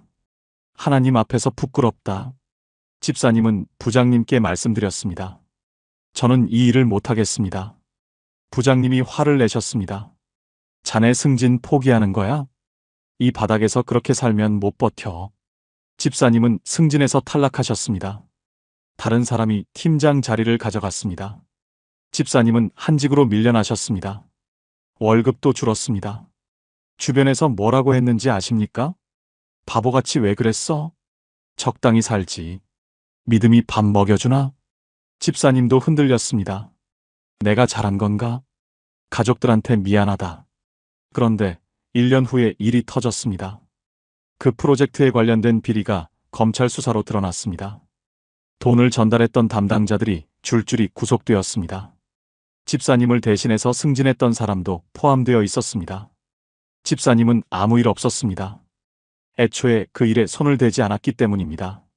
지금 집사님은 다른 회사로 옮기셔서 더 좋은 위치에서 일하고 계십니다. 집사님은 이렇게 고백하십니다. 그때 정말 힘들었습니다. 손해보는 것 같았습니다. 하지만 하나님은 저를 지켜주셨습니다. 세상이 아무리 압박해도 믿음을 지키면 하나님이 책임져 주십니다. 지금 이 영상을 보시는 분 중에 세상의 압박 때문에 흔들리시는 분 계십니까? 믿음대로 살면 손해볼 것 같아서 타협하고 싶은 분 계십니까? 기억하십시오. 666의 메시지는 공포가 아닙니다. 어떤 시대에도 흔들리지 않는 믿음을 지키라는 것입니다. 네로 시대에도 믿음을 지킨 성도들이 있었습니다. 오늘날에도 믿음을 지키는 성도들이 있습니다. 여러분도 그중 한 사람이 될 수 있습니다. 함께 기도하시겠습니까? 하나님 아버지, 감사합니다. 어떤 시대에도 흔들리지 않는 믿음을 주시옵소서. 세상이 압박할 때 타협하지 않게 하시옵소서. 손해보는 것 같아도 끝까지 주님을 붙들게 하시옵소서. 저의 인내가 주님을 기쁘시게 하는 것임을 믿습니다. 예수님의 이름으로 기도합니다. 아멘. 666이 정확히 무엇을 가리키는지 모든 것을 알 수는 없습니다. 그러나 어떤 상황에서도 믿음을 지켜야 한다는 것은 분명합니다. 이것이 6번째 미스터리가 우리에게 주는 선물입니다. 이제 마지막 미스터리입니다. 인류가 잃어버린 낙원. 에덴 동산은 지금 어디에 있을까요? 7번째 미스터리를 열어보겠습니다. 7번째 미스터리, 에덴 동산의 위치. 인류 역사상 가장 아름다운 장소를 꼽으라면 단연 에덴 동산일 것입니다. 완벽한 기후, 풍성한 과일, 동물들과의 조화로운 공존, 무엇보다 하나님과 매일 함께 거니는 삶이 있던 곳입니다. 죽음이 없었습니다. 질병이 없었습니다. 눈물이 없었습니다. 아담과 하와는 그곳에서 완벽한 행복을 누렸습니다. 창세기는 에덴의 위치에 대해 구체적인 단서를 제공합니다. 창세기 2장 10절에서 14절입니다. 강이 에덴에서 흘러나와 동산을 적시고 거기서부터 갈라져 네 근원이 되었으니 첫째의 이름은 비손이라. 둘째 강의 이름은 기혼이라. 셋째 강의 이름은 힛데겔이라. 넷째 강은 유프라테스더라. 힛데겔은 티그리스 강입니다. 유프라테스 강과 함께 지금도 존재하는 강입니다. 이 두 강이 흐르는 지역, 현재의 이라크 남부 지역이 가장 유력한 후보지로 거론됩니다. 그래서 수많은 탐험가와 고고학자들이 그 지역을 뒤졌습니다. 그러나 에덴 동산은 발견되지 않았습니다. 왜일까요? 몇 가지 이유가 있습니다. 첫째, 노아의 홍수입니다. 대홍수가 전 지구적 사건이었다면 지표면 자체가 완전히 바뀌었을 것입니다. 에덴이 있던 지역이 물에 잠기거나 지형이 완전히 달라졌을 가능성이 있습니다. 둘째, 하나님께서 의도적으로 숨기셨을 가능성입니다. 창세기 3장 24절입니다. 이같이 하나님이 그 사람을 쫓아내시고 에덴 동산 동쪽의 그룹들과 두루 도는 불칼을 두어 생명나무의 길을 지키게 하시니라. 하나님은 그룹 천사와 불칼을 두어 에덴으로 가는 길을 막으셨습니다. 다시는 그곳으로 돌아갈 수 없게 하신 것입니다. 어쩌면 에덴은 지금 이 땅의 어딘가에 존재하지만 인간이 찾을 수 없도록 감춰져 있는 것인지도 모릅니다. 그렇다면 에덴 동산은 영원히 잃어버린 것입니까? 저는 그렇게 생각하지 않습니다. 에덴의 본질이 무엇인지 생각해 보아야 합니다. 에덴의 본질은 장소가 아닙니다. 관계입니다. 에덴이 낙원이었던 이유는 그곳의 풍경이 아름다워서가 아닙니다. 하나님과 완벽한 교제를 나누었기 때문입니다. 아담과 하와는 하나님과 함께 거닐었습니다. 하나님과 대화했습니다. 그 관계 안에 완전한 평화와 기쁨이 있었습니다. 죄가 들어오면서 깨진 것은 장소가 아니라 관계였습니다. 하나님과의 친밀함이 끊어졌습니다. 그래서 에덴에서 쫓겨난 것입니다. 그렇다면 에덴의 회복은 무엇입니까? 장소를 찾는 것이 아닙니다. 관계를 회복하는 것입니다. 예수 그리스도를 통해 하나님과의 관계가 회복됩니다.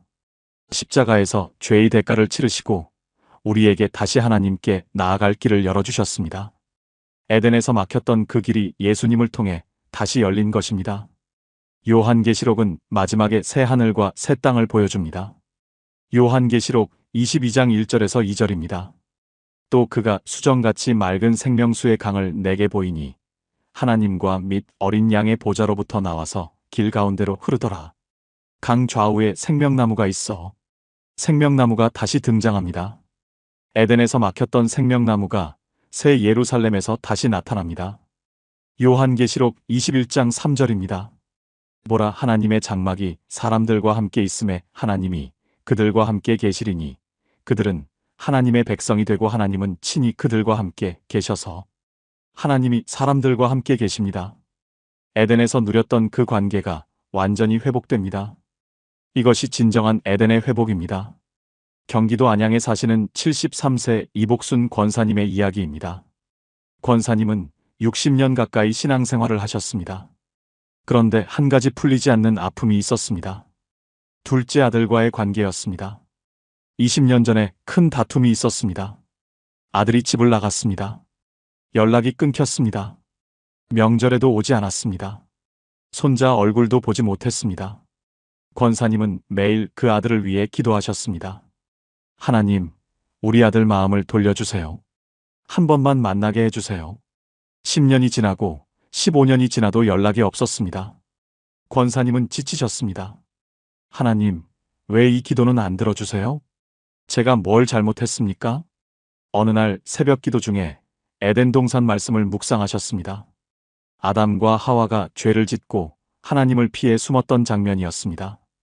그런데 하나님은 그들을 찾아오셨습니다. 내가 어디 있느냐? 그 말씀이 가슴에 꽂혔습니다. 아, 하나님도 아담을 잃어버리셨구나. 하나님도 자녀가 떠나는 아픔을 아시는구나. 그런데 하나님은 포기하지 않고 찾아오셨구나. 권사님은 그날 깨달으셨습니다. 하나님이 아담을 찾아오신 것처럼 하나님이 아들을 찾아가실 것이라는 것을, 내가 할 일은 원망이 아니라 믿음으로 기다리는 것이라는 것을, 그리고 먼저 용서하는 것이라는 것을. 권사님은 아들에게 편지를 쓰셨습니다. 20년 만에 처음 쓰는 편지였습니다. 아들아, 엄마가 미안하다. 그때 엄마가 너무 심하게 말했다. 용서해다오. 엄마는 널 기다리고 있단다. 답장이 올 거라고 기대하지 않으셨습니다. 그냥 보내기만 했습니다. 그런데 한 달 후 아들에게서 전화가 왔습니다. 엄마. 그 한마디에 권사님은 눈물이 터지셨습니다. 아들도 울고 있었습니다. 작년 추석에 아들 가족이 집에 왔습니다. 20년 만이었습니다. 손자를 처음 안아보셨습니다. 권사님은 이렇게 고백하십니다. 에덴 동산이 어디 있는지 몰라도 됩니다. 관계가 회복되는 곳이 에덴입니다. 20년 동안 잃어버렸던 아들을 다시 만난 그날이 제게는 에덴이었습니다. 지금 이 영상을 보시는 분 중에 깨어진 관계 때문에 아파하시는 분 계십니까? 가족과 멀어져서 마음이 아프신 분 계십니까? 회복될 수 없을 것 같은 관계 때문에 절망하시는 분 계십니까? 기억하십시오. 하나님은 에덴에서 아담을 찾아가셨습니다. 예수님은 잃어버린 우리를 찾아오셨습니다. 관계의 회복은 가능합니다. 잃어버린 낙원은 다시 찾을 수 있습니다. 함께 기도하시겠습니까? 하나님 아버지, 감사합니다. 잃어버린 관계를 회복시키시는 하나님을 찬양합니다. 에덴에서 아담을 찾아가신 것처럼 저의 깨어진 관계도 회복시켜 주시옵소서. 용서할 수 있는 마음을 주시옵소서. 먼저 손 내밀 수 있는 용기를 주시옵소서. 예수님의 이름으로 기도합니다. 아멘. 에덴 동산이 어디 있는지 우리는 모릅니다. 그러나 관계가 회복되는 곳이 에덴이라는 것은 알게 되었습니다. 이것이 7번째 미스터리가 우리에게 주는 선물입니다. 통합 기도문. 지금까지 나눈 7가지 미스터리를 하나의 기도로 드리겠습니다. 함께 기도하시겠습니까? 전능하신 하나님 아버지, 오늘 이 시간 성경 속에 숨겨진 비밀들을 열어 보여주셔서 감사합니다. 멜기세덱의 비밀을 통해 예수 그리스도가 저의 영원한 대제사장이심을 알게 해주셔서 감사합니다. 지금 이 순간에도 저를 위해 중보하고 계시는 주님을 찬양합니다. 네피림의 이야기를 통해 죄의 결과가 무엇인지 깨닫게 해주셔서 감사합니다. 그러나 노아처럼 은혜 입은 자를 잊지 않으시는 하나님을 찬양합니다. 저도 이 시대에 하나님과 동행하는 자가 되게 하여 주시옵소서. 언약궤의 비밀을 통해 하나님의 임재가 이제 저 안에 있음을 알게 해주셔서 감사합니다. 저의 몸이 성령의 전임을 고백합니다. 어디에 있든지 주님과 함께함을 믿습니다. 예수님의 18년 침묵을 통해 하나님의 때를 기다리는 것이 무엇인지 배웠습니다. 조급해하지 않고 묵묵히 주님의 때를 기다리게 하여 주시옵소서. 기다림의 시간도 헛되지 않음을 믿습니다. 바울의 천국 체험을 통해 저의 소망이 확실함을 알게 해주셔서 감사합니다. 천국은 실제입니다. 죽음이 끝이 아님을 믿습니다. 주님과 영원히 함께할 그날을 소망합니다. 666의 비밀을 통해 어떤 시대에도 흔들리지 않는 믿음이 무엇인지 깨달았습니다. 세상이 압박해도 타협하지 않게 하시옵소서. 끝까지 주님을 붙드는 자가 되게 하여 주시옵소서. 에덴 동산의 비밀을 통해 잃어버린 관계도 회복될 수 있음을 알게 해주셔서 감사합니다. 하나님이 아담을 찾아가신 것처럼 저의 깨어진 관계도 회복시켜 주시옵소서. 하나님 아버지, 이 7가지 미스터리의 답을 완전히 알지 못해도 괜찮습니다.